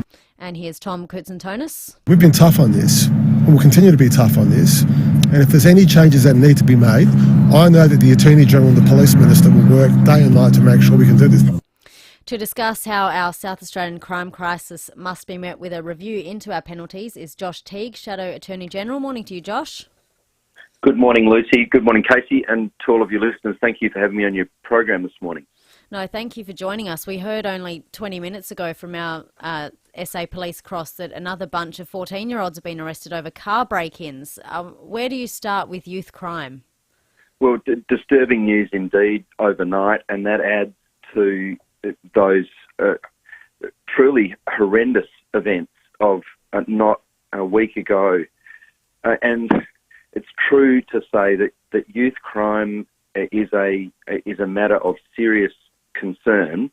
It's contributing to these very disturbing data, and that's why the opposition is calling for the government to act. And it's all very well to hear words from the government about its intent, but the data speak for themselves. But 311 additional home invasions is a really terrible statistic, and we need to do all that we can to prevent this from happening at all. Now, another extraordinary result in that data that shows the spike in crime across the board is that the offence of shoplifting is up over 30%. And so what we need to make sure that we are able to do is to respond to both those day-to-day offences all the way through to what can become the most serious of outcomes. We've seen, tragically, the death of a much-loved leader in our community just a week ago. And the thing that we really need to see the spotlight on is what's too often a combination of circumstances. A car theft too often, coupled with home invasion that can lead to violence, and a police car chase that's obviously of great danger to public safety. In combination, these events are causing real concern in the South Australian community, and we know that the government's first priority must be to keeping the community safe. South Australians are right to be concerned, and that's why the opposition is calling on the government to act in this regard. Josh, tougher penalties really the thing that's going to curb these criminals? I mean, a lot of them in the moment, and we've heard from people to say that, you know, penalties and them getting caught and what they could potentially face after a crime is the last thing they're thinking of. A lot of these people are desperate and looking for ways of money, and crime is not the way to go about it. But is tougher penalties the way to go, or do we really need to focus on preventing this from happening in the first place? I've heard those observations, and look, one clear distinction needs to be drawn is that too often we're seeing offences occurring, even of a minor level, occurring that are in breach of bail. That is, there is an offender or somebody who is charged with a criminal offence who is released on bail and is then continuing to offend. And I'd say the same about repeated offences of driving while disqualified or breaches of bond. So it's all very well to say that offenders don't go and read the statute book before they consider whether to commit a crime or not. But if you have multiple breaches of bail, multiple breaches of bond, and as David Pemberthy has written about in recent times, circumstances where there are multiple breaches of driving while disqualified, you're seeing a lack of consequence in circumstances where an offender can be taken out of circulation a lot sooner based on their own conduct in breach of arrangements made by the courts. And that's a very different matter even to sentencing at the end of a process where someone's charged with serious offences. So, yeah, distinctions need to be drawn here and actions need to have consequences. Otherwise, you'll see offenders acting with impunity. Josh, just briefly, you've said the opposition as a whole has said we need a quick-fire response to this, but behind ramping, behind our sports development, how quick would you like to see this happen? I mean, is ramping more or less important than a penalties review? Look, to see these things piling one on another, it has to go to the community's confidence in the government's capacity to do all of these things. We've seen shocking, unprecedented results on ramping, and South Australians are alarmed about that, and they're let down because they've elected a government that promised that they would solve it, and they've done the complete opposite. So there's no shortage of crises in the state. A government's responsibility is to act to maintain and, in these circumstances, restore communities' confidence and communities' safety. As we heard from Nate in the opening, that's not an experience that any South Australian ought to be anywhere near having to recount. It's a horrible set of circumstances, and Nate's not alone. Last Thursday night we heard at Hackham a home invasion followed by a kidnapping. A woman has been taken under duress and forced to withdraw cash from an ATM by home invaders. And so whether it's Nate's circumstances, the horrendous outcome of a home invasion this time last week and the death of Dr. Jung, or the far too often combination of crimes being committed by people who really, in many circumstances, should already be out of circulation if it's happening the result of multiple breaches of bail, breaches of bond, or driving while disqualified. So, short answer to your question is that the government must attend to this as a matter of urgent priority, and we need to see actions, not just words. Thank you, Josh Teague, there, Shadow Attorney General with the government response. Our State Attorney General, Kayam Maher, has called in. Morning to you, Kayam. Good morning, Lucy and Casey. What are your thoughts on this? I mean, Josh has called for a quick-fire response in amidst many crises. What are your thoughts? Yeah, I thought it would be just worth letting your listeners know what sort of penalties attach to some of the things that has been talked about. Because if the Shadow Attorney General doesn't know what the penalties are, there might be some of your listeners who don't know also. If you break into someone's house to rob them, you could be facing up to a life sentence. Aggravated serious criminal trespass, the maximum penalty is a life sentence. If you're in a police chase and someone's hurt or killed, again, the maximum penalty is a life sentence. So if Josh Teague isn't aware that these are the penalties for these sorts of offences, there might be some of your listeners. So I want to be very clear. If you do these sorts of things, the maximum penalty is a life sentence already in South Australian law. So, Kayam, how is it that we're hearing again and again a lot of, these criminals that are getting caught, they've already been released on bail, They've been allowed out on the streets and they're getting caught again and again. How do we tackle that? Yeah, there are all sorts, and I think you mentioned talking to Josh, and he mentioned as well, underlying reasons that people commit crimes. It's worth looking at those, and also we're always happy if there's a need to review the laws, whether they're in relation to bail or repeat offending, to do that. We've substantially increased a lot of laws, particularly in relation to child sex offences over the last couple of years, and if there's a way we can stop people or deter people from offences, we are more than open to looking at that as well. I guess, Kym, looking at the stats, though, they're pretty alarming. I mean, South Australians are pretty worried in their homes. I alone have already talked about, putting security cameras on our house. There was a break-in not that far from us in the hills. South Australians are concerned with this. What's the message to them, in terms of tackling these criminals, in terms of feeling safe in their homes? Would you support a review into these penalties? Is there more that can be done? Well, the truth of the matter is the penalties already attract up to a life sentence for serious aggravated criminal trespass. So that's in your own home. If you're at home and someone comes in to rob you, that already attracts up to a life sentence. So you could review the laws, but you can't go beyond a life sentence already. The other aspect too, I think, is the enforcement. So we are already looking at massive increases in police numbers. I know that the police minister's looking to recruit up to 200 new officers and looking at places like the UK and New Zealand to do that. It is a fundamental right to feel safe, and particularly in your own home. So I want to reassure your listeners that people who do this, as I said, can face up to a life sentence already. Thank you, Kym, the Attorney General for South Australia. I mean, he says you can face up to a life sentence, but how often are they getting dished out?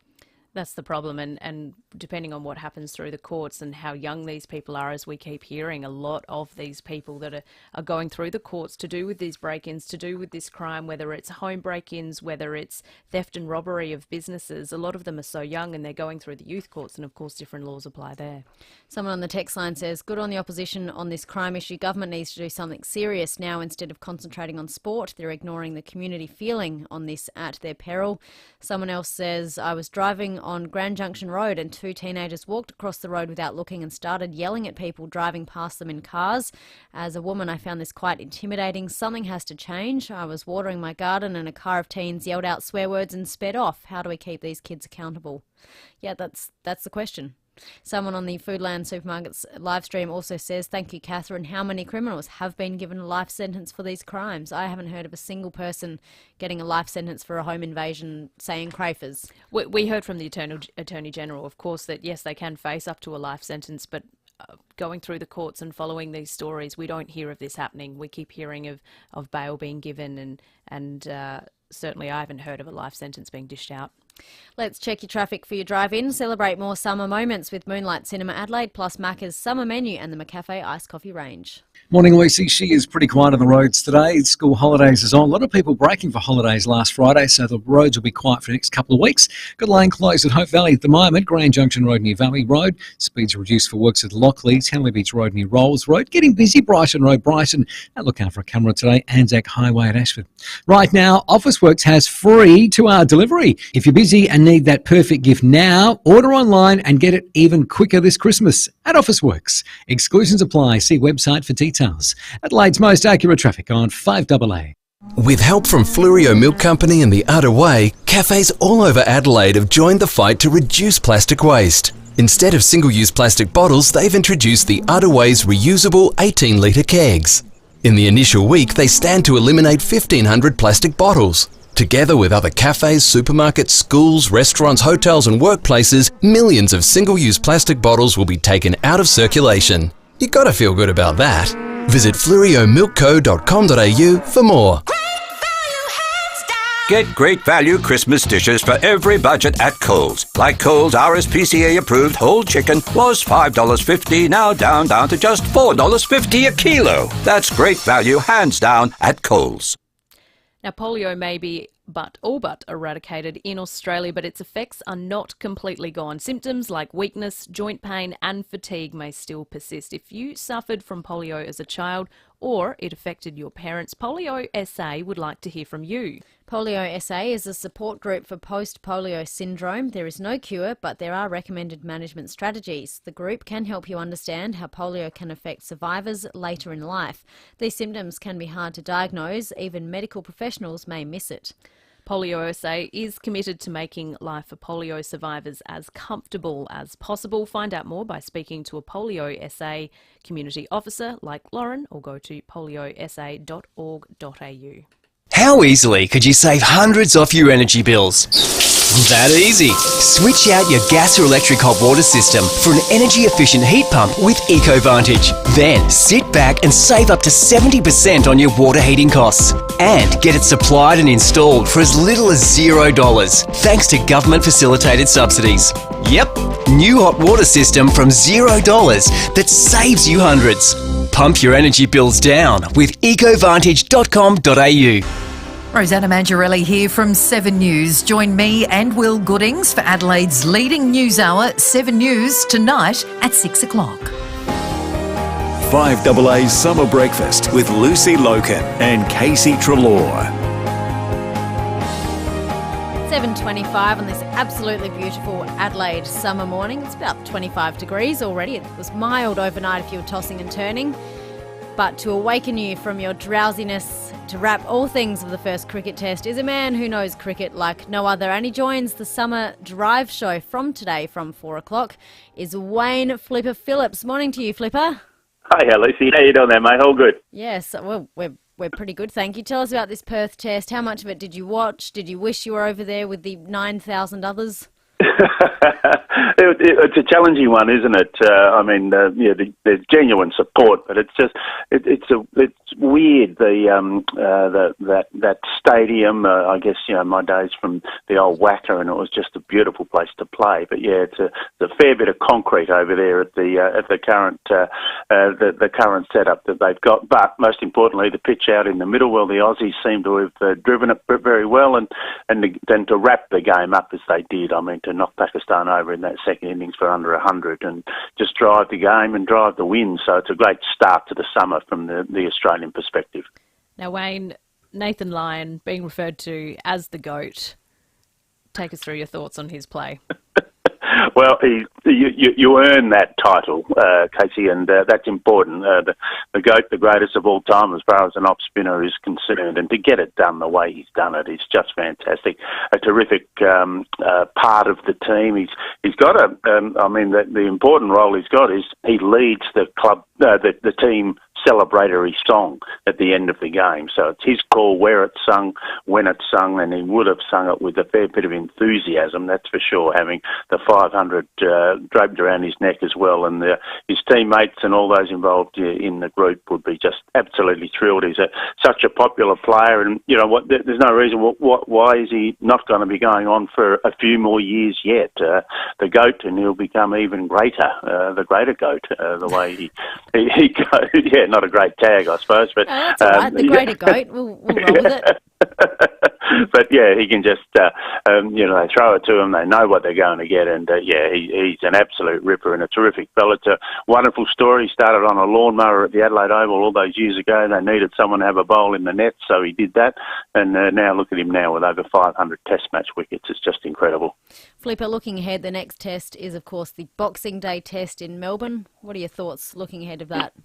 Yeah, well, I just think the statement that they made there, Lucy, in Perth, I mean, the Aussie team is so well balanced, so well organised and performing so darn well. So they're going to ask a fair few questions of Pakistan, but I would expect that they will go in, they'll have a few days of a bit of a break, then get across to Melbourne. They have their Christmas gathering, and you'll see the photo of the kids and family and all those sorts of things at the MCG. But it's such a place and such a wonderful spot for the Aussies to play. They love it there at this time of the year, and I expect that they'll go 2-0 up without too many problems at all. Now, Flipper, you're on this week, with Treaders this afternoon. You looking forward to your drive show stint?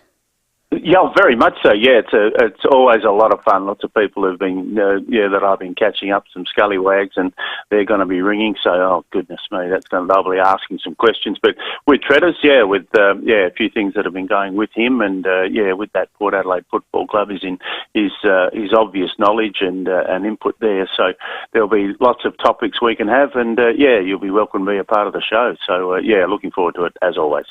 Now, Wayne, on what happened over in Perth, obviously we saw what happened with Usman Khawaja, with what he was wanting to wear on his shoes, and there was a number of people, we understand, that were actually removed from the grounds yesterday. Can you talk us through what happened there? Well, it was just, they're making a bit of a statement, I understand, regarding and supporting Usman with his history and his standing. But the ICC that look after the international cricket matches, the International Cricket Council, have got they've got a fairly responsible role to take as far as what is deemed to be appropriate or lack of appropriateness in those types of things. And what was said was deemed to be inappropriate. Security, I understand, rolled the banner down, and the people who had put it up were escorted from the ground. So they're endeavouring to prevent any sort of political statements, comments, that sort of thing at the grounds. Thank you, Flipper. We will catch more of your cricket wrap tonight. From 4 o'clock, you are on with Treaders for a few days, then on with Scott Campriali for a few days this week, or from 4 p.m, $19 schnitty, Monday to Wednesday at the Birkenhead Tavern, Excelsior and Lighthouse Wharf. You just know it's a Barreau hotel.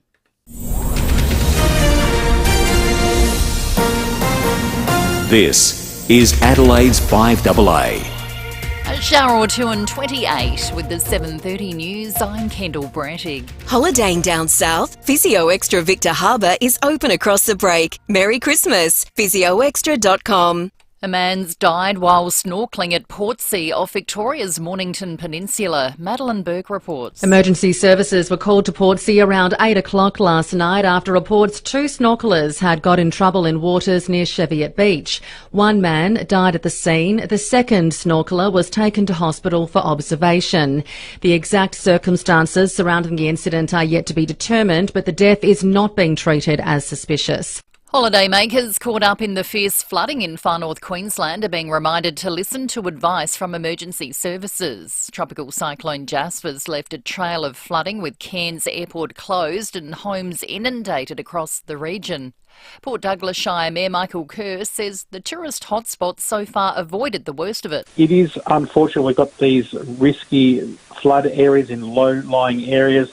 Port Douglas itself, where the main accommodation properties are, usually built pretty well under the Q100 standards, so flooding isn't such a great issue for them. 3 14-year-old boys have been arrested in Gawler. Senior Constable Jane Cullinan says just before 2 a.m, police received calls from residents in Jerningham Street about a group of teens breaking into cars. Patrols attended and discovered further car break-ins on King Street and Cameron Street. Now, just after 3 o'clock, we responded to calls that a group of youths were causing a disturbance in a fast food restaurant on Adelaide Road. Now, when we arrived, the group had left and we searched the area and located 3 youths hiding in a nearby railway yard. A balaclava and some jewellery was also recovered. The boys from Andrews Farm and Manopara have been charged with being unlawfully on premises and will face court in February. The federal government won't fight to keep the man accused of plotting a terrorist attack on the MCG behind bars. Abdul Nasser Ben Breek is due to be released on Saturday after plotting to blow up the G on Grand Final Day in 2005. The Australian Strategic Policy Institute has slammed the move, saying it's highly unlikely he's reformed. Hundreds of people have attended the funeral of an Israeli hostage mistakenly killed by Israeli soldiers. The 26-year-old was one of 3 killed when they escaped capture and waved white flags as they walked towards the soldiers. The incident's under investigation. And the wait's nearly over for Year 12 students with exam results out today. More than 15,560 students completed their SACE in 2023, a 7% increase on last year. Chief Executive of the SACE Board, Michaela Bensley, says 3,790 country students also completed their certificate. There are also more Aboriginal students completing their SACE this year, 421 compared to 347 in 2022. An $80 million virtual ABBA concert could be heading to Melbourne. The Victorian government is said to be in advanced conversations with the production company for the 3D virtual concert ABBA Voyage. The show comes with a hefty price tag, though, because it needs its own purpose-built auditorium. Now turning to 5AA Sport. Gliderroll Garage Doors' new Platinum and Native Series sectional doors are here. Gliderroll.com.au. Here's Jace Kemp. Thank you, Kendall. Nathan Lyon has joined the ranks of Glenn McGrath and Shane Warne to take 500 Test wickets. The spinner notched the milestone from a wicket review on day 4 against Pakistan. Although it's since been revealed Pat Cummins wasn't entirely sure Lyon should have taken the review. I was quietly confident that it would hit leg, hoping that was all very quietly confident. But no, it's one of those things that reviews, they're always nervous, no matter what. So, no, all in all, pretty happy. Fremantle star Luke Jackson has declared he and ruck Sean Darcy can lead the Dockers to its first premiership. Darcy signed a 6-year contract extension with the club, while Jackson says their combination will begin to mature next year. The most important thing is probably playing more games together. We've played a few this season past, but yeah, if we can get out on the park together a lot more, I reckon that will go a long way. In the NBL, the Bullets went down to the Cairns Taipans by a point. The Sydney Kings currently sit second on the ladder after downing the Jack Jumpers 90-82. Well, finally, the NFL was just wrapped up. The Dolphins thrashing the Jets by 30-0. And that's the 5AA Sport. Now onto the traffic. For the biggest range of outdoor furniture indoors, visit the Outdoor Scene's new location, Wilton Avenue, Somerton Park. Looking good for the drive-in today. Southern Expressway flowing well. Grand Junction Road looking pretty good too. Getting a little busy on the Port Expressway, Port Adelaide at the moment. And do look out for a lane closed at Hope Valley this morning. Grand Junction Road near Valley Road. Busy Brighton Road, Brighton, with a camera today. East Terrace at Henley Beach. This Christmas, it's a celebration of Audi, with 12 exciting offers across a range of models at your Audi dealer until December 24. T's and C's apply. Adelaide's most accurate traffic on 5AA. For 20% off selected outdoor decor this Christmas, visit the Outdoor Scene, Wilton Avenue, Somerton Park. A shower or two and 28, partly cloudy tomorrow 21, cloud clearing on Wednesday 22 and sunny for Thursday 24. At the moment 25. More news as it happens on 5AA. City Discount Tires. Get saving this month at City Discount Tires. When you buy 3 Wild Peak AT3W all-terrain tyres, you'll get the 4th tyre free. The perfect tyre for your next adventure. City Discount Tires are a proud multi-tyre and wheel brand retailer offering great service at great prices. Visit citydiscounttires.com.au to find your nearest store. City Discount Tires. We're driven by value. City Discount Tires. You can do just about anything online. Shop, meet new friends, watch reruns of your favourite TV shows or movies. But there's one thing you should never do online, and that's your will. From the simplest to the most complex wills and estate plans, Donlan Lawyers can answer your questions and help carry out your final wishes. For wills and estate planning, visit donlanlawyers.com. Hindmarsh Square, Adelaide, and Ocean Street, Victor Harbour. 5AA Breakfast is streaming live right now. To watch, simply head to 5AA on Facebook or YouTube. 5AA's Summer Breakfast with Lucy Lokan and Casey Treloar. 7:37 this 18th of December. David and Will are off on their Christmas holidays, so Casey, you are stepping into the ring for this week on Breakfast with me. We're halfway through the first day. How are you finding it? Good, good. Any comments or feedback so far? Happy to take it. Well, our listeners, I'm sure, have plenty of feedback they're willing to dish out, especially to 2 females, so perhaps we won't invite those kinds of comments. But as I said, 18th of December, a big day. I remember when we got our Year 12 results, I was out picking up a Christmas tree off the side of the road legally. if Clare Council, if you're listening, it was all on our own land. We went to get that Christmas tree because we knew the website would crash to get my results. But do you remember getting yours? I do. I was living with Mum and Dad at home, and we went to Port Elliot to get coffee and logged in online, and I was pretty happy with the results, I must admit. But it did make me sort of adjust and sort of work out exactly what I wanted to do. But how do you work out what you want to do at 17, 18 years of age? I mean, it's a big decision to make at that time in your life. It sure is. And 15,500 odd Year 12 students are waking up this morning. No doubt a nervous wreck. If you're a parent or a grandparent of someone who's just finished Year 12, we'd love to hear from you this morning. 8223 0000. To join us now, though, to chat us through the morning ahead is the SACE Chief Executive, Michaela Bensley. Good morning, Michaela. Good morning. Thank you for having me. No worries at all. Now, it is a big morning for you, especially given you head up the entire tertiary program that our students have undertaken this year. What can the students expect? Are there going to be a lot of people who are happy, who are not so happy? Well, I think today, first and foremost, is just a real celebration of young people, also their support networks, and most particularly a big shout out to their teachers. Without their hard work, the students wouldn't have been able to achieve what they have this year. But it should be a really happy day for students to feel really proud of their efforts and their achievements, and for them, most importantly, to be optimistic and excited for the next phase in their lives. Over 15,000 students have completed the SACE this year, which is up 7% from last year. We're really excited for today and for them to be happy and excited for what they see. Now, a record 98.9% is the completion rate for SACE this year. How does that compare to other years? Are South Australian students pretty good at completing the SACE, getting all the subjects ticked off? Yes, they really are. It's not the highest ever, but it's certainly, the highest rate over the last kind of 10 years. And it's a real testament to their effort and to that of their teachers. So when they're studying the subjects that they enjoy and that they're passionate about, South Australian students complete the SACE and, go on to do great things and, be excited about what the future holds for them. And there's a range of options available to them. Michaela, obviously there'll be plenty of people who will have worked at it and needed to achieve a specific number to get into desired courses. But for those who perhaps haven't had the marks or will find out that they haven't quite got the marks they wanted, or their plans will be altered based on this morning's results, what's the messaging there from the SACE board?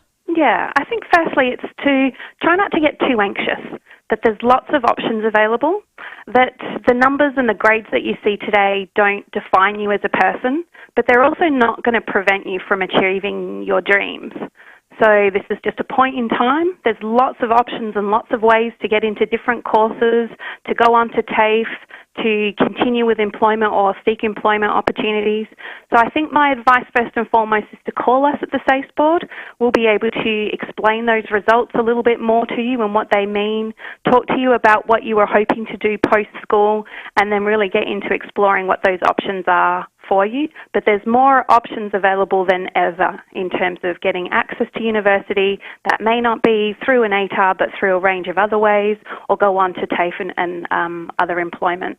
Michaela, no doubt the students are eagerly waiting. The results come out at 8:30 this morning. They won't just be sitting on their own. A lot of them will be surrounded by family, parents or grandparents. Yeah. What's your advice to parents or grandparents that maybe might need to support their child in terms of whether they get the results that they do or don't? What's some of the ways that the parents can support their kids? Yeah, I think first and foremost it's the same message, to try to not be anxious about what those kind of numbers and grades mean, to calm them as much as possible. And I sincerely mean there are so many options now around a university pathway, what you might want to do with TAFE. So if you didn't get the number that you were hoping for, please give us a call and we can talk through what you were hoping to do and what it looks like going forward. But to just also recognise that whatever happens today, it's not going to determine the rest of your life. You're still going to be able to be who you want to be and do what you want to do going forward. It's a really important message. Michaela, back in mine and Casey's day, we had not only were the results posted out, but they were online, and I think the online release was a new-ish development bit over a decade ago, and so much so the websites used to crash and everyone would log on and you wouldn't be able to see your results, and then you'd have to wait for your post to come. Is that how the results are delivered now? Is it only online, or are people still getting the old-fashioned letter? It's both. So from 8:30 this morning, students will be able to log into Students Online and get their SACE results. They'll have already organised their PINs and logins to be able to do that. But also they'll receive their certificate and their record of achievement in the post, in, you know, Australia Post's usual delivery schedule, if you like. So some students really love to still have the physical piece of paper. It's quite a celebration of a huge milestone of 13 years of schooling. So you get that kind of embossed certificate that you can kind of place into your portfolio. Now, Michaela, in this day and age, I mean, there are subjects galore that students can choose from as a part of SACE. Take us through just how many subjects are available to students, you know, this year for 2023, and some of the more quirky ones that they'll undertake that can go toward completing your SACE. Sure. Well, if you count all of the languages, we've got over 110 subjects, but we've had merits achieved in 78 of those. But you can study everything from food and hospitality and tourism to the classic 3 levels, 3 different types of English, depending on what kind of you're passionate about. There's 4 different types of mathematics, sciences, psychology, geology, biology. What others are there? So certainly gone are the days of you just standard maths, English and science. That's right. And you had to do history, English, maths, and that was about it. Maybe you were lucky and got to do some art. I thankfully dropped art as soon as I could. Same here. Definitely not my forte. Well, Michaela, thank you so much. Big day for you. What's on your agenda? Are you meeting with students after the results come out? Or Yeah, that's right. At 1 o'clock today, we have a celebration for those students that have been able to achieve merits, as well as the Governor's Commendation Awards. And we'll be presenting and celebrating with the Acting Education Minister this afternoon. It's kind of the highlight of my year to be able to meet these students in person, and really they're so excited for the future. It's it's a really lovely way to finish the year. Well, thank you, Michaela. All the best for today. Good luck. Thank you. Michaela Bensley, the SACE Chief Executive there. I mean, like you said earlier, Casey, how do you know what you want to do at 17? I mean, you start a job and then you may change, or you might still be in it. And we'd love to hear from those people this morning. 8223 0000. Give us a ring with your first job, or any stories when you finished matriculation. I guess it would have been for a lot of our listeners. We do have a Monarto Safari Park double pass to give away this morning. If you jump on the phones, please 8223 0000 with your first job or your job longevity stories. I mean, you mentioned straight out of uni you went to Port Lincoln? Yes, straight out of uni, Port Lincoln was the first job. But going back to what I wanted to do, and when my SACE results came through, I was actually applying to be a vet. So I was hoping to get into veterinary science. However, my science subjects weren't so great. Or looking at animal nutrition, obviously the background in the dairy, and that was sort of the avenue I wanted to go down. And I sort of I had a great English teacher, I remember, at Emmanuel College, and she opened me up to the eyes and the world of media. And I thought, I'll give that a go, give that a crack. So I was very happy to get the results to be able to get into media, but certainly I'm very far away from becoming a country vet at this stage. Our ambition sometimes does not match our intelligence. I thought one day I'd like to be a paediatrician, and I got 51% in Year 10 biology, and I thought perhaps not for me. Adam has called in with his first job out of school. Morning, Adam. Hello, how are you? Good, thank you. What was your first job? I actually packed boxes for the skincare company Treloar in Mount Barker straight out of hospital. Really? Wow. Yeah. Yep. So my dad was a reference for a close mate of mine, and they said they were looking for staff, and there we go. I take it you don't still work for Treloar today? No, I don't. No, it was a great little company though, or not so little anymore. It's huge. Adam, does that mean you're from the hills? Because they're based in the Adelaide Hills, yes. Are they not? So you're a hills dweller? Yep. Wonderful. Yep, living in Landswood at the moment. Were you packing their boxes, like the individual products, into their little boxes, or were you just doing stockpiles to ship out elsewhere? No, so it actually came out of production, so it went from production, and then I was in the goods in, goods out, international and local freight. So pack fact, all the product ready to go. And then I think they moved some of their facility down to Port Road there. There you go. Jerleek, a South Australian proud business. I like it. Thank you, Adam. Let's go to Stacey at Richmond. Morning, Stacey. Lovely to see you at the markets on Friday. Thank you very much. I had a lovely day. Stopped there and had lunch with my son. Excellent. But what I've rung up about, two things. You know that I really enjoy listening to David and Will. Yes. But both you, Lucy, and Casey are doing such a fantastic job. And Lucy, you're a good one to teach someone. Oh, thank you, Stacey. You don't smile until 9 o'clock. So the relief. When it's you the relief smile. But the other thing is, when I went through high school, I was the last year of year 11 that could get into nursing. So I didn't have to do matric. I started nursing straight away and was in it for nearly 40 years. But I actually started nursing when I was 16. When I was still at school, I did my 5 days a week at school, every weekend and every holidays. I did relieving nursing for all the others at the nursing home I was working, so they had their holidays. Wow. So end of year 11, you can go straight into your profession. Remarkable. You can't do that now. Certainly not for nursing. I know it's a job in high demand, but you've certainly got to do plenty of study before that now. Let's go Dave in South Brighton. Morning, Dave. Nice to see you on Friday as well. Yeah, great. Yeah, it's great to see you, Lucy. And hello, Casey. You're both doing pretty well this morning. Thank you, Dave. Hey, my first job, I always wanted to be a carpenter. And because I always thought the carpenters looked pretty glamorous working around building sites with their little shorts and their shirts off, showing off to all the girls, and thought it was, well, that could be me. But I had a change of plan when I didn't get that job. I've been a plumber ever since. I was going to say, Dave, you've stuck with the tradie aspect. Did you always want to be a tradie of some kind then? If it wasn't going to be a carpenter, did you want to be a tradesperson? I always, to be honest, I just wanted to get out of school. I hated school. I was 16. I started my apprenticeship on my 16th birthday. I've done, I think it's about 48, 49 years in the trade just about now. And I'm retiring next year. But I still have a passion for the job.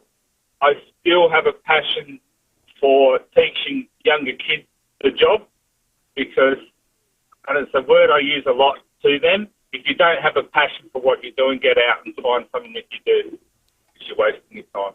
Absolutely. Couldn't agree more. Thank you, David. South Brighton there. He will enjoy a lovely retirement next year, I reckon. Fantastic. Spend his life as a plumber.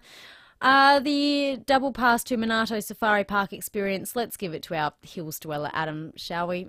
I agree. I wonder what Adam went on to do and whether his packing boxes helped him achieve that career path. Working for Jerleek, I think that would be an excellent job, no matter what you're doing. It's such a beautiful South Australian company. I took some Jerleek products to my friends in France as a bit of a, this is what we have in Adelaide. They were very impressed. Great local produce and great products indeed. Took them some Jerleek and Hagues and they thought maybe we should come visit. I was going to say, if you're looking for any Christmas ideas, certainly Jerleek, their products are wonderful. A lot of the ladies in your life will certainly love that as a Christmas gift, no doubt. Let's check your traffic. If you are driving into work this morning, celebrate more summer moments with Moonlight Cinema Adelaide, plus Macca's summer menu and the McCafe iced coffee range. Thanks, Lucy. She's a hassle-free run-in today. The Salisbury Highway flowing well. Southern Expressway accident breakdown free. Getting a little busy at the moment. Porter Expressway at Port Adelaide starting to slow. South Road at West Beaverton. Laying out of action today at Hope Valley, Grand Junction Road near Valley Road with cameras Bradley Grove Mitchell Park. You've got one setting up right now, Military Road at West Beach. It's the 40 Winks Boxing Day sale with up to 50% off store-wide and an extra 10% off select products. Hurry, limited time only. Exclusions and T&C apply. 40 Winks, serious about sleep. Adelaide's most accurate traffic on 5AA. If you need to fix your pipes, call Precise. Call Precise. If your toilet's blocking up, call Precise. Call Precise. If your lights aren't turning on, or your hot water is gone, or a plumber or electrician, call Precise. Precise. Precise Plumbing and Electrical. Call 1300 700 200. That's 1300 700 200. Precise Plumbing and Electrical. We're helping life flow. Or a plumber or electrician, call Precise. Call Precise. For nearly 40 years, no one has done certified used cars quite like Steinborner Automotive, with dedicated yards including SA's best range of commercials loaded and ready to go, including SA's only dedicated small car and SUV centre, and SA's only large SUV and 4x4 centre suited for any lifestyle. Steinborner still also has the best range of Commodores, from ZBs to the collectibles. View all late model used vehicles at steinborner.com.au. Steinborner Automotive. It's well worth the trip. I'm Kathy Nagel, the Chief Executive of Western Hospital Henley Beach. Many people don't know that they don't need health insurance to be treated in a private hospital.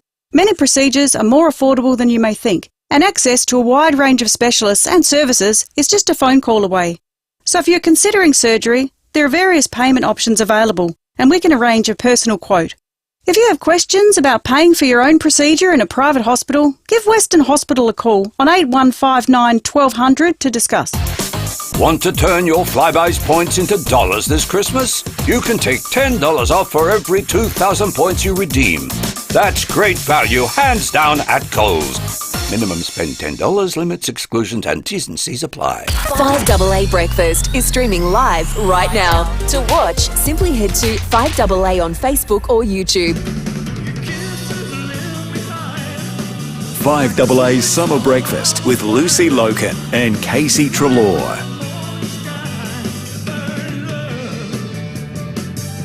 7:50.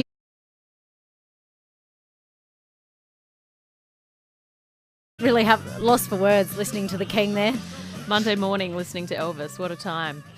On the line, joining us now is Jamie Christel, the ultimate Elvis tribute artist. We're thrilled to welcome him to the show in his quest to compete for a national title. He's heading to New South Wales in January to Parkes to compete in the ultimate Elvis competition. Good morning to you, Jamie.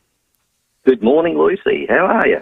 Oh, pretty good, thank you. Hearing a bit of Elvis this morning. So tell us all about this contest. It's you and two others from SA heading over to Parkes in January to compete for the title of Ultimate Elvis Tribute Artist. How did you get there? Yeah, well, I just saw the advertisement on Facebook about the comp, and didn't realise it was an actual yearly big event. You know, it's a big turnout up at Parkes apparently, and I think the population up there is only about 5,000, but they get a crowd of about 50,000-60,000 there. So it's I thought, it looks pretty interesting, and so I filled out my the details and sent them a photo and a video of myself, and luckily I got in. So, Jamie, tell us a bit about yourself. I mean, have you been trying to be a bit of an Elvis tribute artist yourself? Do we see you around the pubs in South Australia doing some shows? Do you have, tell us, how did you sort of realise that you could sort of impersonate the big man himself? Yeah, well, by work I'm a carer. I'm a aged carer, so look after the elderly. But on my side, I do amateur theatre and a bit of acting. I've been in about a dozen amateur theatre shows and some Gilbert and Sullivan shows. I was in a movie just a couple of years ago with Jackie Weaver and Jack Thompson called Never Too Late. Wow. And that was filmed up at the rehab centre up at Dool Park. It was a comedy about a bunch of geriatrics trying to plan an escape and go on a bit of a tour around Adelaide. Yeah. But regarding the Elvis stuff, I've always been a fan, but never really took it seriously. I thought Well, I'll give this a go. I actually entered a couple of comps at Gold Coast called the FIVEAA sort of Gold Coast Elvis Festival, and tried out with them and didn't get to the final, but it was an experience. It was, and that was one was in 2016 and the other one was 2018. So. But I haven't been to Parks before, so I thought I'd give this a go. And that'll be. I do thank Parks Elvis Festival for giving me this opportunity. And if I can get to the final, well, that's an extra bonus. But I'm going there for the experience and the atmosphere. Jamie, how does one get ready for an Elvis tribute competition? Is there costumes involved? Do you get the hair and the sideburns going as well? Well, it's going to take about a couple of months to grow the sides, so just started growing the sideburns now, and the hair's going a bit longer.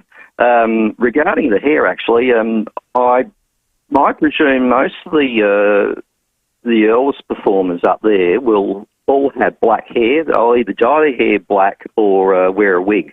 But I believe that I'll be the only Elvis there that'll be going with a blonde red hair. Oh, you're not changing the colour of your hair at all? No wig? No, because I'm doing more the younger 1950s country hillbilly Elvis. Baby and Elvis. And he originally had blonde red hair. Sort of golden blonde red hair. A lot of people don't know, and he only dyed his hair blue-black later on for the movies, so he didn't look so washed up. And so it'll be a little bit different. And regarding the costumes, well, I've got a couple of costumes made up. And bought a few bits of clothes from a place in Memphis, Tennessee called Lansky Brothers, where the original Elvis bought a lot of his stuff back in the 50s. And it's still going to this day. It's been going for, God knows, I think since 1951, the clothes shop. And they get an array of all the stuff that he used to wear, and also they've actually brought in women's clothes now, so they've modernised it. Well, we wish you all the very best, Jamie, for your comp in the middle of January. We've got to get to the 8 o'clock news, but to get us there, do you want to give us a bit of Elvis? Why not? Hey, all right. It's now or never. Come hold me tight. Kiss me, my darling, be mine tonight. Tomorrow will be too late. It's now or never. My love won't wait.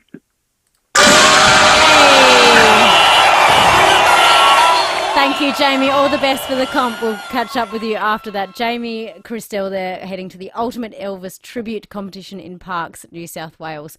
Coming up next, though, the 8 o'clock news. Online, on DAB Digital Radio and on 1395 AM. Talking Adelaide. This is Adelaide's 5AA.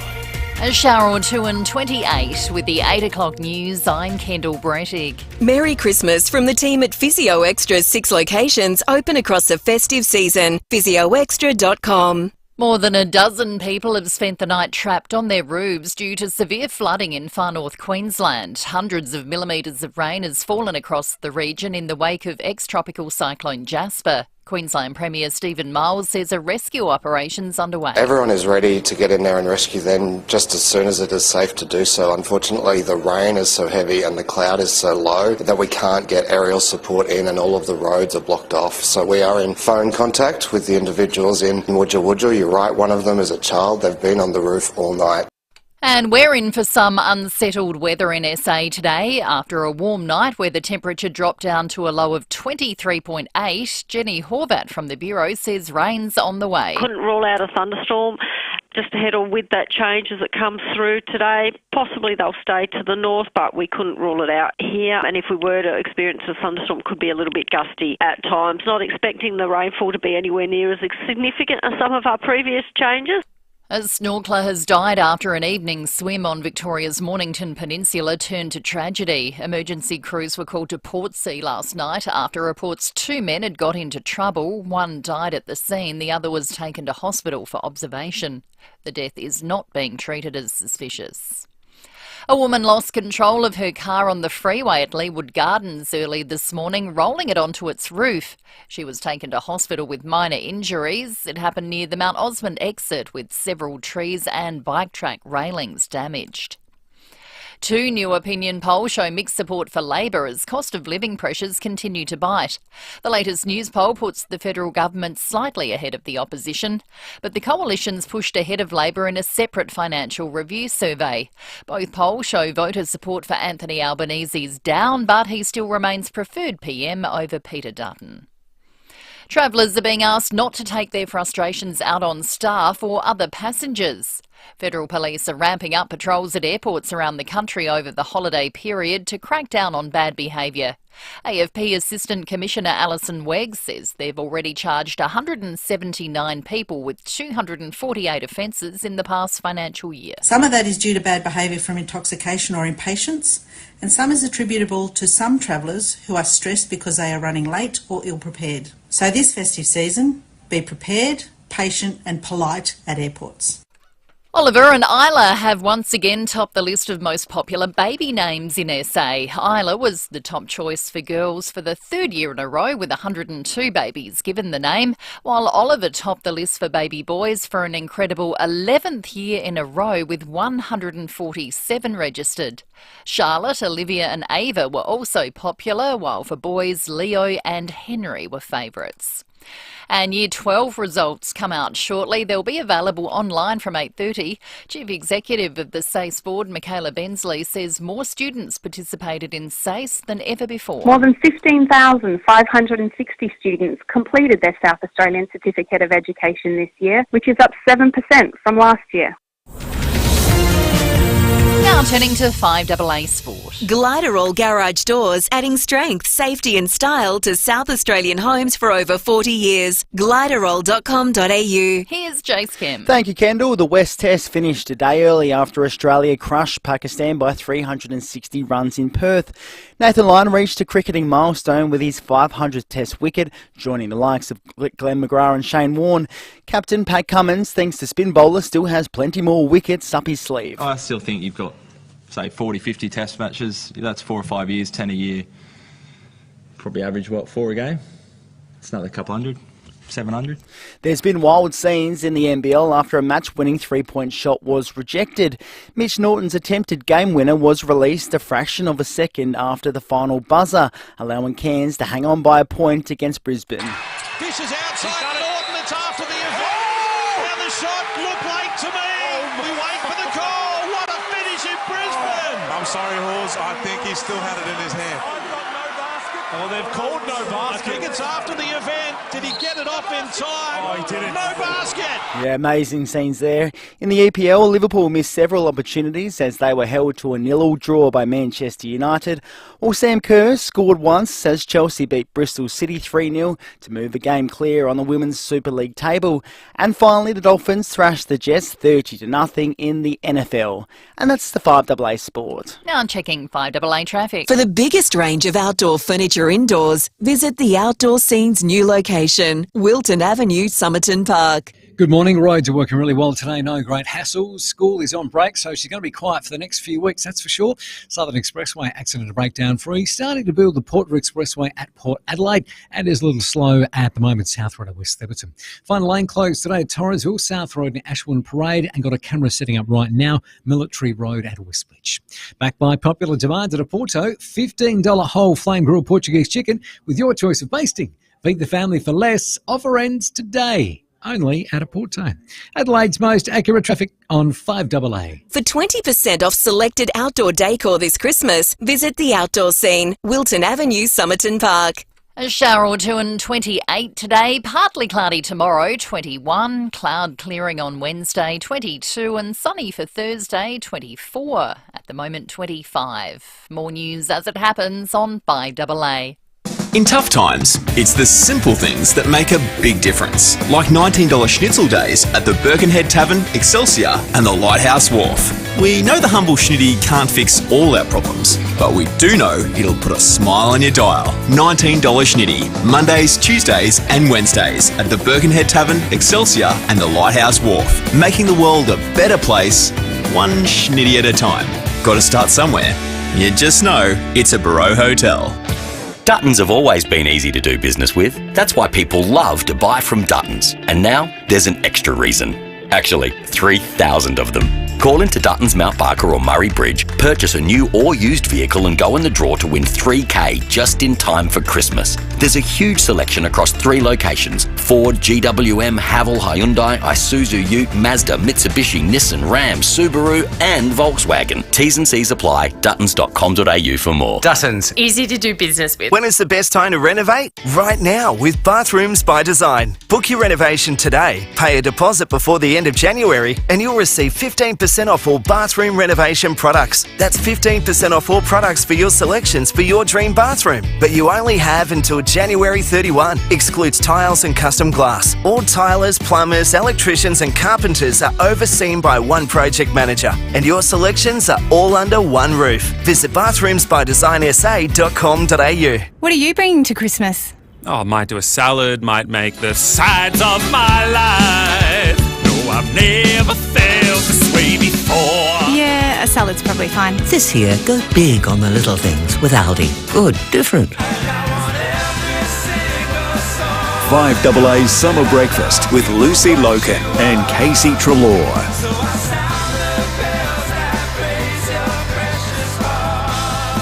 It is 8:09 on this 18th of December. Excellent bed to kick us into the 8 o'clock hour this morning. Casey Treloar is here with me all week. Morning, Casey. Good morning, Lucy. And certainly a lovely summer's morning here in Adelaide. But as we did hear from the Bureau earlier this morning, there is a change on the way. So if you're wanting to make the most of your warmth, do so now. But maybe if you've got some washing on the line before you head to work, I'd suggest bringing it in. There's a chance for showers later today. Coming up in this 8 o'clock hour, we will chat with the Rundle Mall very, very shortly about the extended trading hours ahead of Christmas. 8:20, the final movie bowl for the year. And Casey, being our guest co-host, we're going to let you pick the 2 films for our listeners to vote on this morning. The final movie bowl coming up shortly. And after 8:30, Alana Binns from Kangaroo Island Tourism talking about the reopening of the Kelly Hill Conservation Park after their tragic bushfires a few years ago. We'll chat with Alana after 8:30. But I did mention today's the 18th of December, which means 7 days until Christmas Day. 1 week exactly. And I noted that I need to start my Christmas shopping. So to everyone in my immediate family, you'll be getting a voucher of some kind, or a hug or a high five or a cheers with the wine glass. No, I'll come up with something better, and I'm sure I'll be able to find something in Rundle Mall because they have extended trading hours starting today, I believe. To tell us more is Executive Manager of Rundle Mall, Andrew White. Morning, Andrew. Good morning. Thanks for having me. No worries at all. You guys are set for a busy week, and the extended hours start today, yes? Absolutely, yeah. So it's going to be a big week, and it sounds like I'm not the only one who's leaving Christmas shopping for the last minute. But we'll be open until 9 p.m. All the way through Monday, Tuesday and Wednesday, and midnight on Thursday and Friday. So plenty of time to do that last minute shopping. Andrew, just how many people do hang around in Rundle Mall? You mentioned it's open till midnight on Thursday and Friday. Are there really people that stick around until the clock strikes 12? Yeah, absolutely. So we've done extended trading hours in a lot of different instances over the last 12 months, and people absolutely love it. For example, at Black Friday, just gone, the busiest time of the entire day in Rundle Mall was between 8 and 10 p.m. So people really, really do love it, and it gives them extra time to grab their bargains in the lead up to Christmas. With those later shopping hours, do you have I mean, this is a bit of a devil's advocate. How do you protect your workers at that time of night? I mean, we've heard a lot about youth crime recently, and given that after dark, after 8:30 is when a lot of that tends to happen, how do you protect your staff when shops are open till midnight? Yeah, so, there's always additional security put on during these extended trading hours, but all the retail stores and centres are extremely well covered. But we do say to all shoppers just to, take a moment and pause and give our retail staff, a bit of time, because it is frantic in the late hours, and we just want to remind all shoppers to be respectful of our retail workers, because they do an exceptional job. Andrew, how magical is Christmas shopping? I'll admit I did my Christmas shopping in Rundle Mall only about a week ago, and it was gorgeous in the morning. How magical is it for shoppers to come in and just be a part of the festivities, and what's on offer for the whole family to keep entertained, if especially for the families that have to drag along the kids to do the Christmas shopping too? It can be a bit of a challenge. Yeah, absolutely. But there's always something special going on in Rundle Mall, and we've got the biggest and best range of stores. But I think it's all the Christmas festivities. We've got the Australian Girls Choir in throughout the week, and we've got bars and DJs and those sorts of things in the Gawler Place canopy. But not to forget our Santa course with our giant Santas that all the kids can get involved with. So there's always something to do, and the atmosphere is absolutely fantastic. So the hard part is getting the kids to go home. Andrew, let's chat slightly closer to Christmas. Saturday the 23rd and Sunday the 24th, you are open on both days, 9 a.m. till 5 p.m. How busy is Christmas Eve usually, the last minute flurry to get gifts? Yeah, you'll likely see me there as well. Yeah, absolutely. It's going to be a mad rush, and it goes right up until close of play. So we're expecting hundreds of thousands of people to flock into the mall over those last 2 days, and snapping up those last minute gifts. Andrew, what are the popular gifts this year? What are the sort of stores and things that people are sort of flying to, and that's a part of people's Christmas wish list for 2023? Yeah, sure. So I guess exclusive stores like Uniqlo always do really, really well, or H&M or Sephora.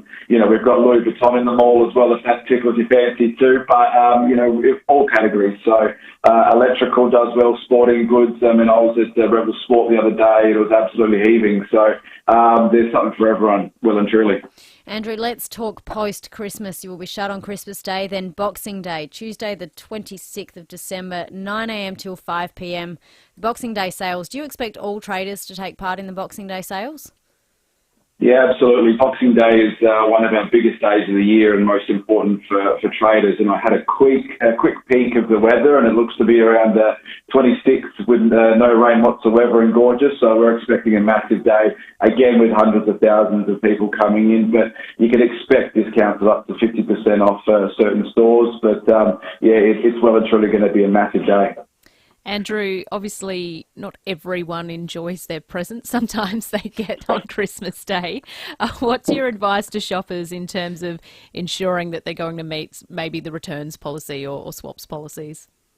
Yeah, sure. I would just suggest that, everyone plan ahead, have a good think about it. There's anything you could possibly need in terms of range, but check in with the stores on all those sorts of terms and conditions, but plan ahead and to avoid disappointment for your loved ones, I guess.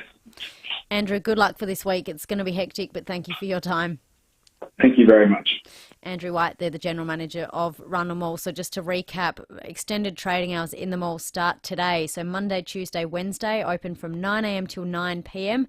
Thursday the 21st, Friday the 22nd, open until midnight, and then Saturday the 23rd, and then Christmas Eve open from 9 till 5. If you're heading to the Boxing Day sales, open from 9 a.m. till 5 p.m. on the 26th. And if you are looking for something to do on Monday the 1st of January, New Year's Day, it might be pretty quiet around Adelaide, but the mall is open from 11 a.m. till 5 p.m. on New Year's Day. I guess shops will be open at the discretion to individual retailers. I'm assuming they don't No force people to be open on New Year's Day. There might be a few sore heads if you're...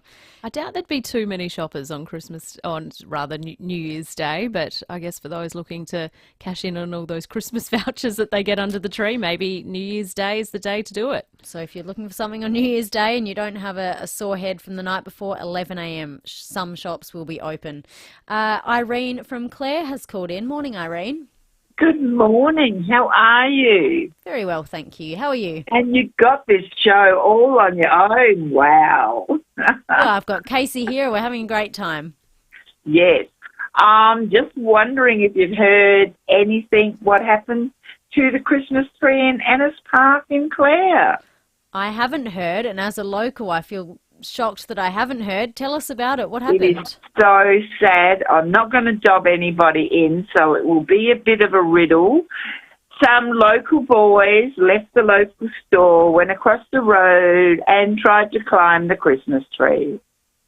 And then what, it tumbled over, or it was... The Christmas tree fell apart. Saturday morning, there was a dozen Lions men there, still packing it all up. And they were in tears. Oh, no. Because it's just a new Christmas tree this year. How big is this Christmas tree, Irene? Got to be 12 foot high at least. Just fitted under the roof of the shelter at Ennis Park. And there's some sad, sad people. But if these boys like to line up with their bottoms showing in Ennis Park, we'll fix them up. Sad, isn't it? Some people just looking for something to do, and it's sad when it's destructive of festivity. Absolutely. Yeah, it's unfortunate when there's a few Christmas Grinches, real-life Grinches out there trying to spoil Christmas. That would be pretty sad to lose the town Christmas tree. I know what regional and rural communities are like when it comes to Christmas and coming together, so no doubt that will be quite sad for the town and region of Clare. Thank you, Irene, for your call. Sad to hear about that tree. It's always... Clare Main Street always looks beautiful this time of year. Speaking of Grinch, though, great film. The Grinch is a Christmas film I have seen and loved. I probably will rewatch it this year, along with Bad Santa. I had Oren Klemick come up to us at the markets, hello Oren, and said he's going to watch Bad Santa, all because of my review of Bad Santa. I've had a few people say they're going to watch Bad Santa, or they tried. You did? Yes, we did. Unfortunately, I think it was a night of the storms, and our reception was struggling, so we couldn't get it to load. But I must admit, Lucy, your review means it is on our Christmas movie wish list to watch before Christmas Day. Obviously, of course, we've got the classic Love Actually to get watched as well. But yes, I look forward to watching Bad Santa myself. I had a few people say they couldn't get through it, disappointed with the language. Yes, there's a profanity warning. Oren, I hope you find it funny. Anyway, that was part of the Movie Bowl. Now, the Movie Bowl is coming up. It's the final one of 2023. So get your phones ready to call in and vote. We're throwing it open to Casey with her 2 movie choices for this week, and we'll find out what they are right after this. Let's check traffic, celebrate more summer moments with Moonlight Cinema Adelaide plus Macca's summer menu and the McCafe iced coffee range. Thanks, Lucy. At Glandor, look out for a hole in the road there, less than ideal. Manhole cover has come off there, South Road near the tram line. Lane closed at Lockleys, Henley Beach Road near Rolls Road. Work slowing things up at Dry Creek, Salisbury Highway to the Wingfield Interchange. Getting busy, Port River Expressway, Port Adelaide, with cameras Bradley Grove, Mitchell Park and Military Road at West Beach. The BMW demo event is now on, with offers across the BMW demonstrator range. It's time to seize the moment. Ends December 31st. Speak to a BMW dealer today. T's and C's apply. Adelaide's most accurate traffic on 5AA. Ground-pounding, nitro-burning funny cars are coming to the Dragway at the Bend, only for the Festival State Nationals. Don't miss 11,000 horsepower, 500km/h drag racing action, along with top door slammers, pro alcohol and top fuel bikes. Plus a full field of sportsman races. It's fast family entertainment over 2 spectacular days. Qualifying Saturday 13th of January, elimination Sunday 14th. Kids 15 and under free. Visit thebend.com.au.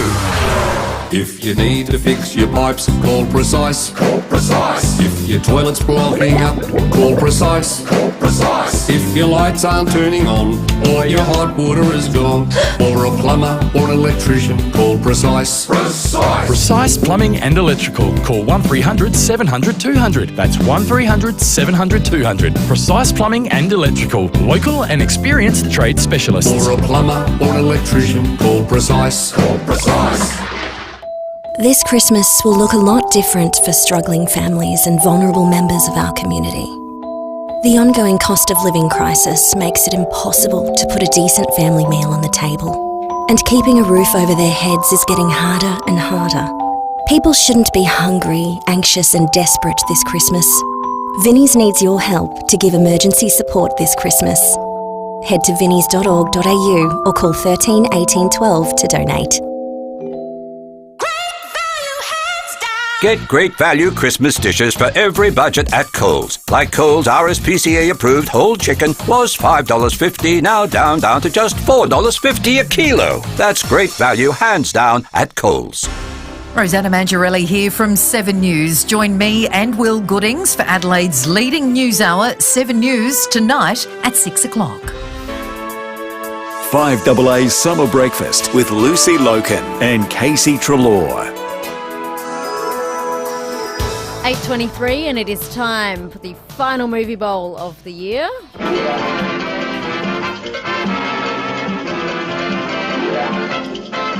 Movies are better at Wallace Cinemas, SA's home of big screen magic and entertainment. Visit wallace.com.au. Now, as it goes, we have 2 movie choices, usually come at random out of the movie bowl. But given it is our last one of the year and Casey's first show, we thought we'll hand it over. Now, Casey. Feels an honour, Lucy, I must admit. It's a huge honour. You sit in the realms of Transport Minister Tom Koutsantonis, Police Commissioner Grant Stevens, who have suggested their movies. Tom Wren had his pick. Tell us, what am I in for? Now, I've gone for a bit of a theme. I thought I'd pick some movies at least that, you know, our listeners will be familiar with. And so I've gone back to my birth year of 1993. Excellent. And I've picked out 2 movies that I absolutely loved as a kid. I was hoping I could find a movie that might be cow-related to link that way. But alas, no cow movies. Certainly plenty of animal movies, though. Well, that You're started a big off well. fan of animals, Yes. Lucy, as I know. So I have picked number 1 that everyone will be very familiar with, of course, is Free Willy. Obviously, a young street kid befriends a whale and they become quite the pair, and it's got a wonderful theme and wonderful messages throughout the movie as well. So Free Willy is number 1. A second that not too many people are familiar with, but this is probably my favourite movie as a kid. It is called Homeward Bound, and it is about an American family and their pets going missing.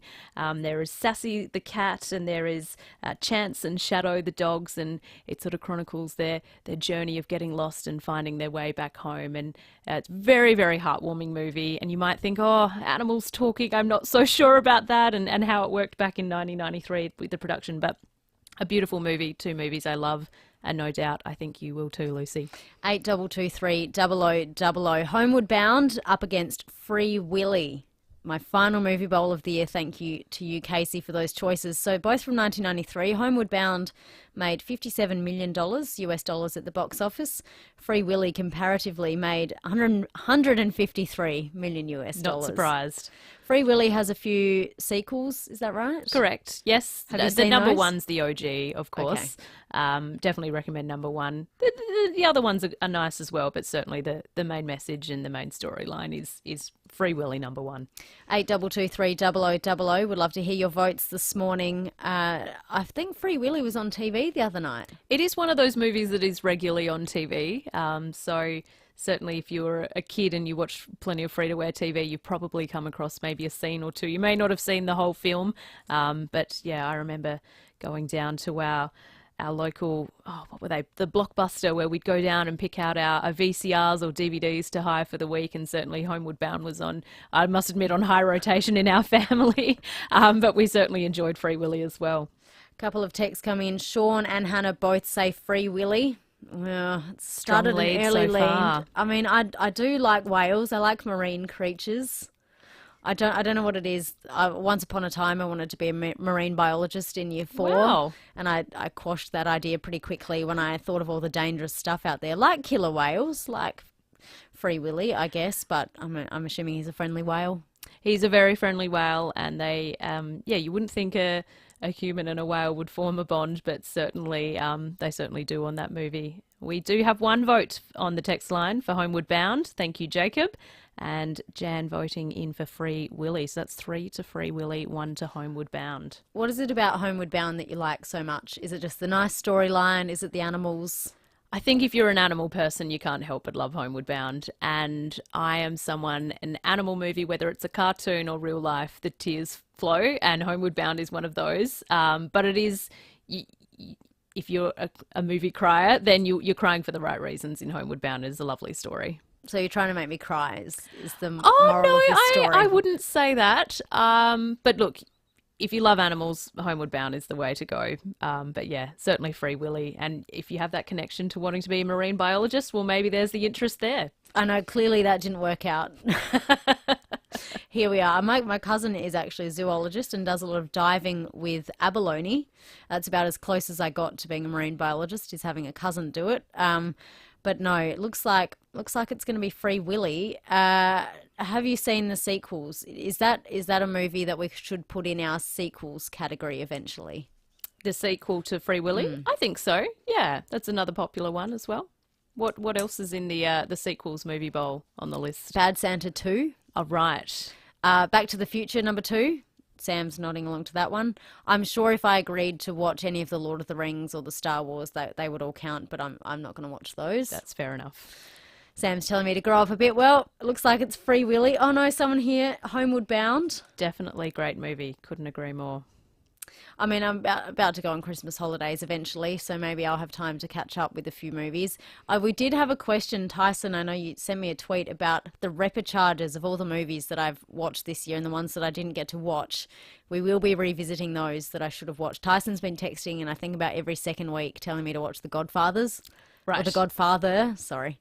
No, Goodfellas. I watched The Godfather. Yes. It won against Goodfellas. So Tyson, stay tuned. I will get to watch Goodfellas at some point. But for this week, the final movie bowl, it'll be Free Willy. There we go. Great movie. I think you'll enjoy it. Coming up next, the 8:30 news with Kendall and Jace.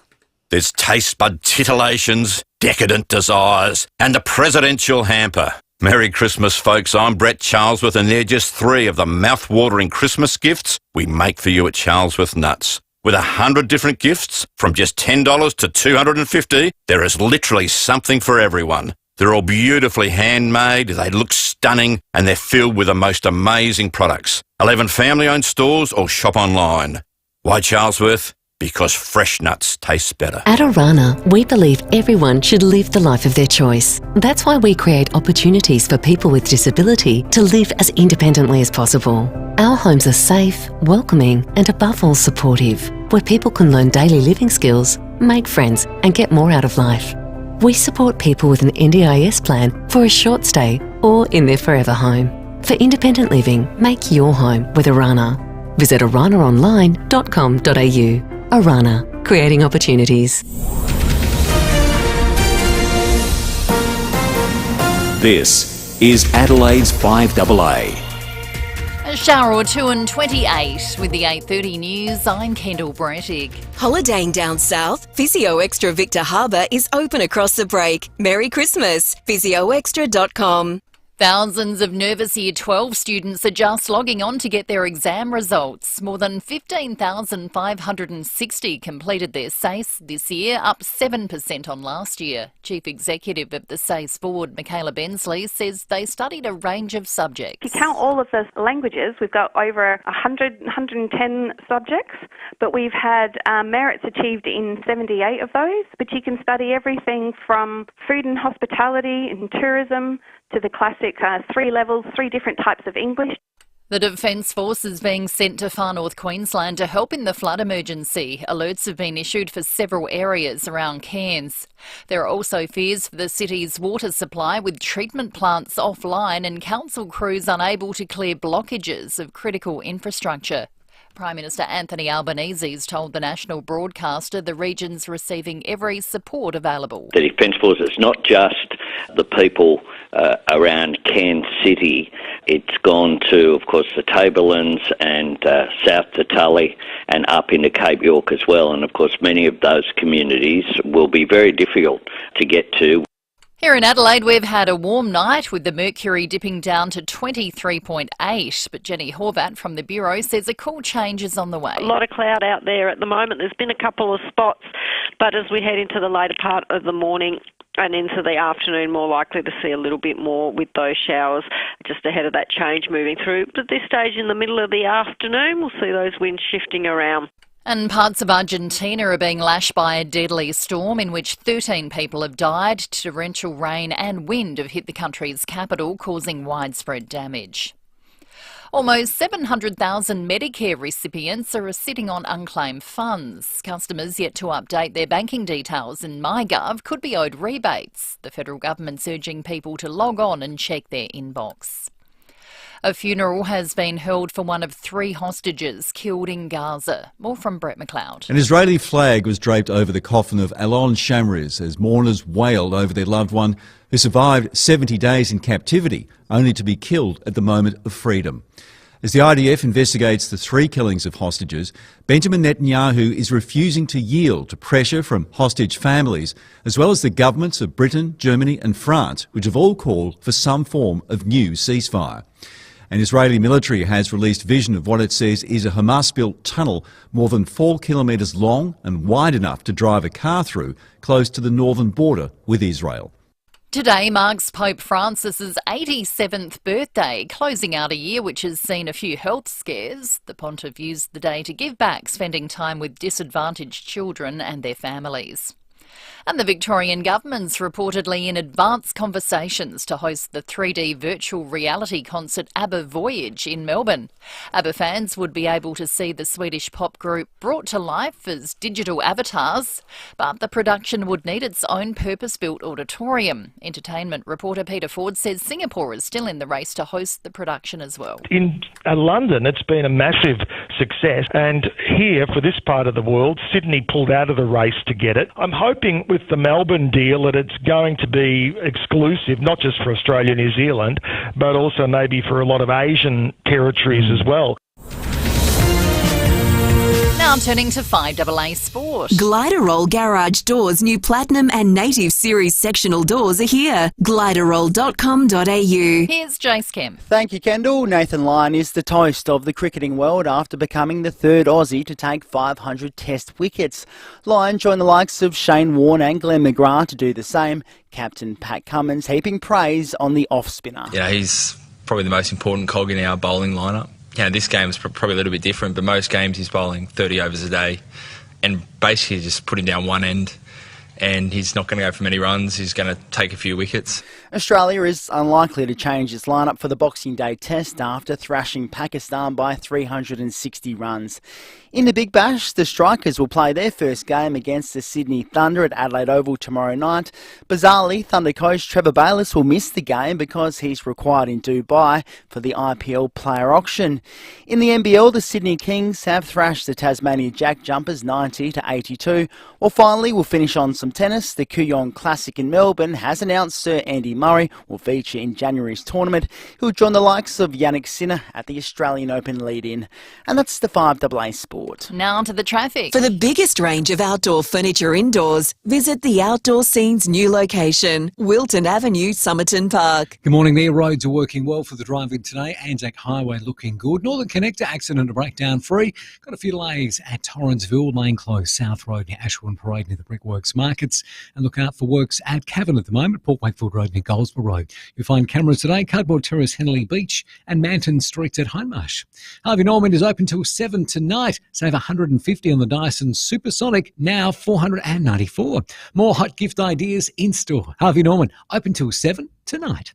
Adelaide's most accurate traffic on 5AA. For 20% off selected outdoor decor this Christmas, visit the Outdoor Scene, Wilton Avenue, Somerton Park. A shower or two and 28, partly cloudy tomorrow, 21, cloud clearing on Wednesday, 22, and sunny on Thursday, 24. At the moment, 27. More news as it happens on 5AA. 1 inch of steel. Not much, really. But when it's the only hinge on a cattle gate, that piece of steel is worth everything.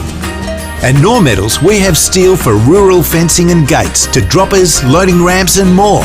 Keep your livestock safe and everyone else safe from your livestock. No matter what kind of farm you have, we'll help you out at Nor Metals. 255 Grand Junction Road, Ottaway.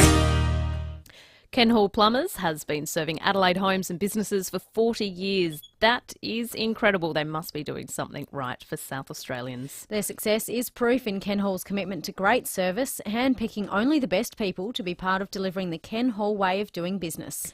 The Ken Hall Way runs through the entire family business from the moment you pick up the phone to the completion of works. Ken Hall Plumbers have grown from humble beginnings to offer a greater range of trade services, including electricians, roofers, tilers, general builders, home maintenance and full bathroom renovations. If you haven't experienced the Ken Hall service and team of trades, keep them top of mind for any plumbing issues. In fact, anything to do with plumbing, electrical, roofing, tiling, home maintenance, you name it, and full bathroom renovations. Give Ken Hall a call 24/7 or visit kenhallplumbers.com.au. 5AA Breakfast is streaming live right now. To watch, simply head to 5AA on Facebook or YouTube. 5AA Summer Breakfast with Lucy Lokan and Casey Treloar. 8:38. It is Monday the 18th of December. Coming up shortly, we'll head across to Kangaroo Island. Then we're heading up to Cairns to find out the latest on their absolute wet weather flood watch up there with Andrea Crothers. But first, let's check on the fuel situation. If you are out and about on the roads this morning, you can download the free RAA app today to find the cheapest fuel in an instant. It's jumped up over $2 for most servos, but if you're looking for some cheap unleaded, you can find it at the following places. The X Convenience on Main North Road in Jepps Cross is $1.73. Bridgewater Service Station, Casey, up near your way in the hills, Mount Barker Road, Bridgewater, $1.97. The OTR at 5 Ash Drive in Pasadena, $1.98. And the X Convenience on Port Road in Hindmarsh, $1.99 when you're heading to Channel 7. And if you're after some diesel this morning, the X Convenience on Henley Beach Road in Torrensville is $1.79. Coming up shortly, we will be chatting with Andrea Crothers up in Cairns. Then after 9 o'clock, it is Graham Goodings on for another week in mornings. But now we're heading over across the mini ditch, I should say, not the legitimate ditch to New Zealand, but the mini ditch to Kangaroo Island. We welcome Alana Benz, the KI Tourism and Commercial Services Manager, to the show. Morning, Alana. Good morning. Exciting news for you guys in that the Kelly Hill Conservation Park and the KI Wilderness Trail reopened over the weekend after the bushfires a few years ago. Congratulations on the reopening. Thank you very much. We're very excited to open it again to our visitors. Alana, take us through, that bushfire. Many of us will remember it sort of ravaging through, quite a substantial area across Kangaroo Island. A lot of it did destroy some infrastructure there in the park. Take us through, what was destroyed and what needed to be rebuilt. Sure. So we're coming up to almost our 4-year anniversary of those fires, and Kelly Hill and Flinders Chase in particular were devastated during that time. We managed to reopen Flinders Chase very soon after the fires to still allow visitors to the island to experience that fire journey. And now at Kelly Hill Caves, we have rebuilt the infrastructure that was lost, and we're really excited to share what we've done with tourists coming to Kangaroo Island this summer. So what is some of that infrastructure, Alana? Sure. So we have built a new site office for our staff. We have created an assisted accessible pathway up to the caves now. So before the fire, it was a really steep pathway, which had some limitations for some of our visitors. But now we have a walkway where people can learn about the cave system on their way up with a guide or with a self-guided experience. We've also spent quite a lot of money underground and created this amazing audio-visual experience where our visitors will actually travel back deep into time and learn about how Kelly Hill Caves and Kangaroo Island was created. Alana, I did caving way back on Year 8 camp in the Kelly Hill Caves. Have your caving expeditions reopened? So we're going to open our adventure caving in Easter. For summer, we are focusing on our show cave experience, which you may have done as well. And looking forward to creating some more adventure experiences by Easter time. The trail as well, the KI Wilderness Trail, 61 kilometres, 5-day walking experience. So was all of this closed after the bushfires, or just some stages open, but now the whole 61 Ks is reopened? Yeah, correct. So it was closed for a period of time and then reopened as a fire recovery journey, and people could access the trail with a commercial tour operator. They can still access the trail with a commercial tour operator now, but we're really excited to be able to offer free and independent walkers the opportunity to do the full 5 days, 4 nights on their own, utilising the campsites that we upgraded post-fire. So we've got slow combustion fires at our campsites, we've got elevated camp pads, solar lights, and an area where campers and walkers can get out of the elements. Alana, you mentioned the 4-year anniversary for the KI bushfires is coming up. Is there evidence still, around the Conservation Park and the Wilderness Trail where you can see where the bushfire came through and is now creating that regenerative environment of the bushland coming through? Yes, certainly. So the regeneration has been spectacular, but you can certainly still see evidence of the fire and where it went through. And also the really special thing about our parks on Kangaroo Island is that there's always an interpretive officer, a cleaner, a senior guide, somebody getting around, and we're more than happy to talk to our visitors about the journey we've been on. And we can also point out really interesting things that they can spot along the trail or in our other national parks. Alana, earlier this year, actually not that long ago, I say earlier this year, it is December, but not long ago, Lonely Planet and New York Times both heavily promoted KI and included them on the list of the world's top destinations to visit. What would be your pick of things to do on KI? Apart from the Wilderness Trail and the Flinders Chase Park, there's an abundance of things to do. There is just something for everyone on Kangaroo Island, whether it's our beautiful beaches like Stokes Bay, which was voted one of the best, or anywhere on our national parks. We've got local food producers, wineries. There really is something for everyone. But what we really love seeing people experience is that opportunity to switch off from their everyday life, really immerse themselves in nature and really enjoy their time in a laid-back way on Kangaroo Island.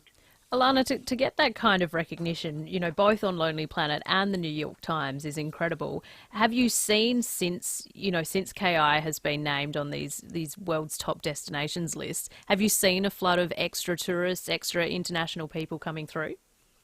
Yeah, there's certainly been a buzz, especially with our international tourists. So they're obviously coming back to Australia and visiting Kangaroo Island post-COVID, and they're certainly mentioning to us that they have heard about us through Lonely Planet.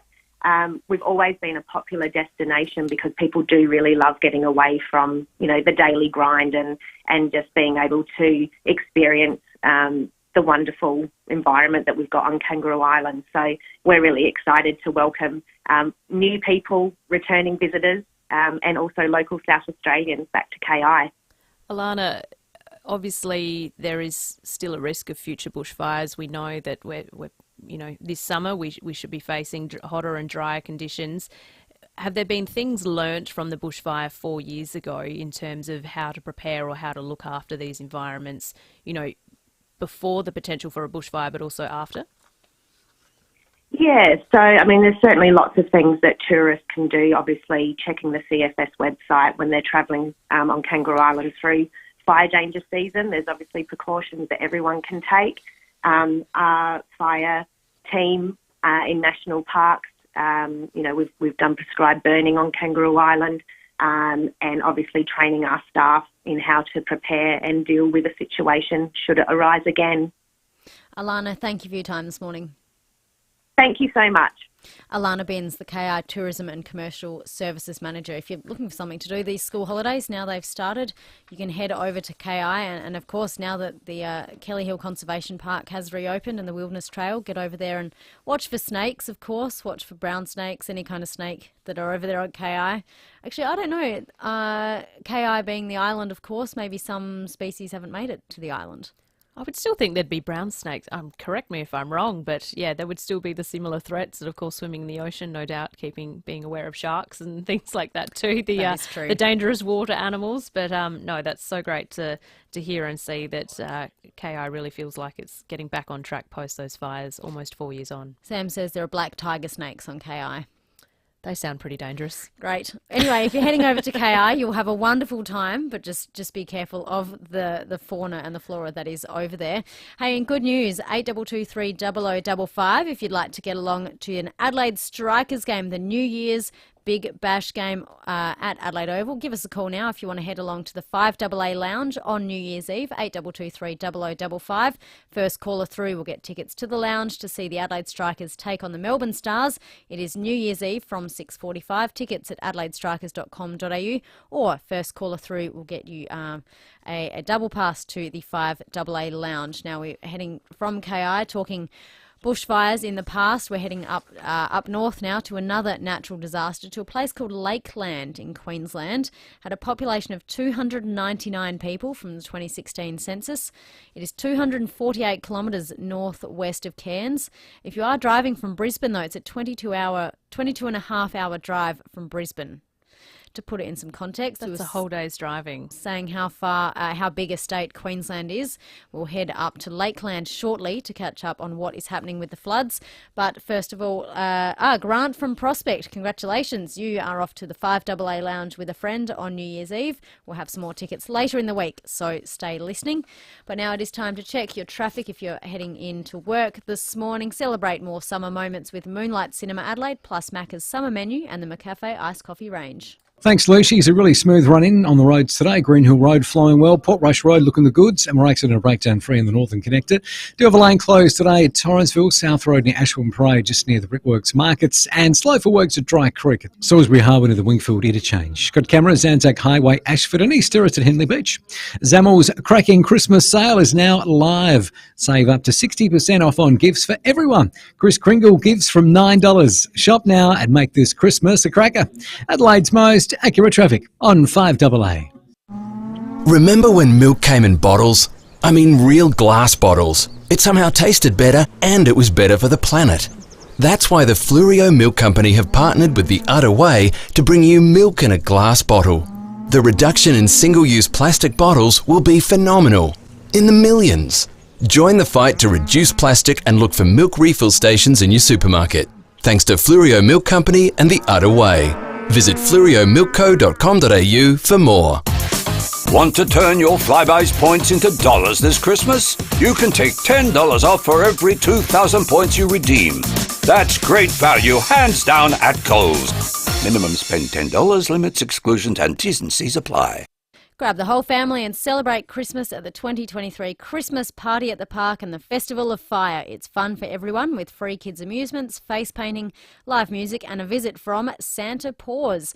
Entry to the Angle Park track is free with a trackside barbecue and dessert van, as well as Gap Greyhounds to meet and greet.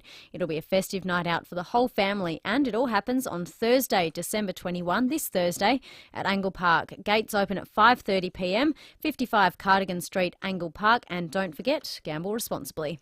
I'm Kathy Nagel, the Chief Executive of Western Hospital Henley Beach. Eye healthcare, cataract surgery and glaucoma management are all health issues that can appear unexpectedly, and specialist treatment is often required. Western Eye Care at Western Hospital boasts 7 ophthalmic surgeons, on-site diagnostics, surgery options and a wide range of aftercare for all eye healthcare needs. For more information, visit westernhospital.com.au or call 8159 1200. That's 8159 1200. 5AA Summer Breakfast with Lucy Lokan and Casey Treloar. 8:50, 10 minutes to go of Casey Treloar's first day on Summer Breakfast. First show, almost done. I must say 3 hours goes up by pretty quickly when you're behind the microphone. But no, It's been a great start so far, so thanks for having me on board. Your first stint in radio, are you enjoying it? So far, so good. I think I'll come back. You think you'll come back? That's good. We have you scheduled in for the next 4 days, so hopefully you are happy to come back. Something you can chat about very shortly, your wheelhouse. We say you're a journo by trade, but at the moment you're covering the weather rounds, given Amelia is on maternity leave for Channel 7. This flooding in far north Queensland, even though you've never been, surely it's piquing your interest. The rainfall, the flooding. The rainfall totals are just hard to fathom. We touched on it earlier this morning. You know, there's areas in far north Queensland that are receiving in a matter of hours or 24 hours, 2, 3, 4, 500 millimetres of rain just in one dumping. So it's hard to fathom what residents up in far north Queensland are doing. And we are joined on the show this morning by Andrea Crothers from the Today Show, who joins us from Lakeland, Queensland. Good morning, Andrea. Good morning, guys. Take us through, paint a picture. What's happening up there in the far north town of Lakeland, Queensland, a good 22.5 hour drive from Brisbane? Yeah, so you probably haven't heard of Lakeland before, and that's because it is just a speck on the map. It's got a roadhouse, a pub, a number of houses and a little school. And this is a little town south of Cooktown, which we've been stuck in for going on about 5 days now, ever since Jasper hit. And it's a similar story to much of the region because it's been absolutely hammered with rain. In fact, thanks to last night's filtering, they tipped 100 millimetres from the rain gauge just from yesterday afternoon. They're about now at the point where they've had their average annual rainfall in the last 6 days alone. So this town, it is cut off in all directions. No one can get in or out unless you have an aircraft, and even then it's not safe to be flying. But it's a much worse situation if you look back towards Cairns, Wudjil, and those areas at the moment as well. So if you look at Wudjil, there's actually a rescue mission underway there at the moment. That's where they have 9 people on top of the hospital there waiting to be rescued due to rising floodwaters. That includes a 7-year-old child, 8 adults, and then there's another home with people on a roof. And the nearby community of Dagara, just 15 minutes drive away, there's another home there with people also waiting to be rescued. Andrew, is that the case for a lot of these sort of local towns up there? Is the flooding or the potential for flooding so bad that they are having to evacuate, entire towns full of residents and families? Look, there's been flood warnings in place for a number of days. It's the issue being that obviously lots of this area is so saturated that it only needs a bit to tip on top of it, and it gets even worse. In terms of evacuations, low-lying areas, the Wudjil had warning some days ago. Cairns, it's around the northern beaches. It's the area of massive concern at the moment. Overnight, 200 people self-evacuated just as a precaution. There have been a number of calls for assistance and a lot of rescues from that area as well. But at the moment, the biggest concern is that area where those people are still on those roofs waiting for help. And effectively, they're waiting to get an aircraft in. But again, it's too unsafe to actually get that in there at the moment. Andrea, how did you get up there? I know Cairns Airport is closed at the moment. How long have you been up there or working your way up there even? So we flew into Cairns Monday, a week ago, when it looked like the cyclone was tracking further and further north at the coastline. We continued our way up to Cooktown, which is where we were when the cyclone hit, with a number of all of our other reporters down south. We tried to make our way down the day after and also to get into assess some of the damage, and that is when we got stuck. Right. So you as a reporter got stranded yourself in the thick of Cyclone Jasper. Exactly. Thankfully, everyone here in town is looking after us very, very well, and I think it's been a bit of an amusement for all of them to know that this tiny town has us stuck here at the centre of it with them. Andrea, obviously these sorts of weather events can be especially dangerous and, injuries, and there's the potential for, drowning and things like that. How dangerous has it been up there in far north Queensland, or has everyone sort of heeded the warnings and done the right things to get out? Look, there's been a number of rescues which have already occurred.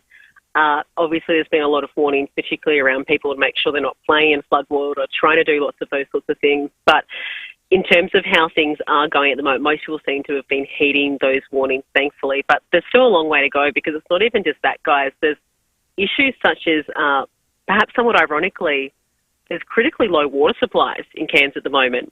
So you think you're getting all this rainfall, but it's also causing issues because it's actually blocking with debris all of their water intake pipes And unfortunately, due to the floodwater, they simply can't get in to fix that. So at the moment, we're told they've only got an hour and a half left of drinking water unless they can get in to fix that. Now, Andrea, we back here in South Australia, we had what we thought was a pretty horrendous summer storm for Adelaide. I mean, we saw rainfall totals in some areas of the state tip over 100 millimetres, and it caused some localised flash flooding here. But it's so small in the face of what towns up there are recording. What are some of the biggest rainfall totals you guys have noticed up there?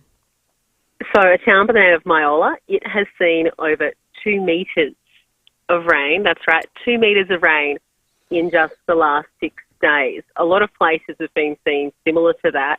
And the scary thing is, guys, it's not even over yet. Today, they're saying that some areas could get another 400 millimetres of rain dumped today alone. The thing I think that's making this more surprising is that we weren't forecast to have this. So Jasper, the cyclone, once it came across landfall, was meant to go into the Gulf and basically nick off. Instead, it's decided to turn into this trough and be so stubborn, sitting in this stationary, spiralling rain band that just keeps dumping more and more rain. So they are hoping that maybe things will start easing today, but judging by some of those forecast rainfall, it's looking like it could still be a wet and wild day ahead. Andrea, thank you. Good luck for the rest of the reporting, and hopefully you're not stranded for too long. Thanks, guys. I mean, I don't want to say it's laughable for the people who had damage here the other day, but we didn't have 2 metres of water. No, that's hard to fathom. That is going to cause some serious issues, and no doubt, as we heard earlier, entire towns being evacuated or residents sort of self-evacuating as well. We certainly didn't have warnings anywhere close to that here in South Australia, but certainly if you're planning on travelling to far north Queensland, if you haven't already noticed, now's probably not the time of year to head up that way. Casey, we are nearly out of time. How did you found the last 3 hours? Bit of a rush. You said it went pretty quickly. It has gone pretty quickly. It has been a bit of a rush. I know you feel the cold, but I feel pretty warm in here. I don't know if that's the nerves taking in. But hey, first day done. We've got another 4 days to go, and I certainly look forward to the rest of the week. Excellent. Well, we'd love to have your company as well. Listeners, please give us a call over the next 4 days, 8223 0000, whatever you'd like to talk about. And there is an incentive if you do call us. You do go in the running to win a 2-night stay at Mount Lofty House and Estate.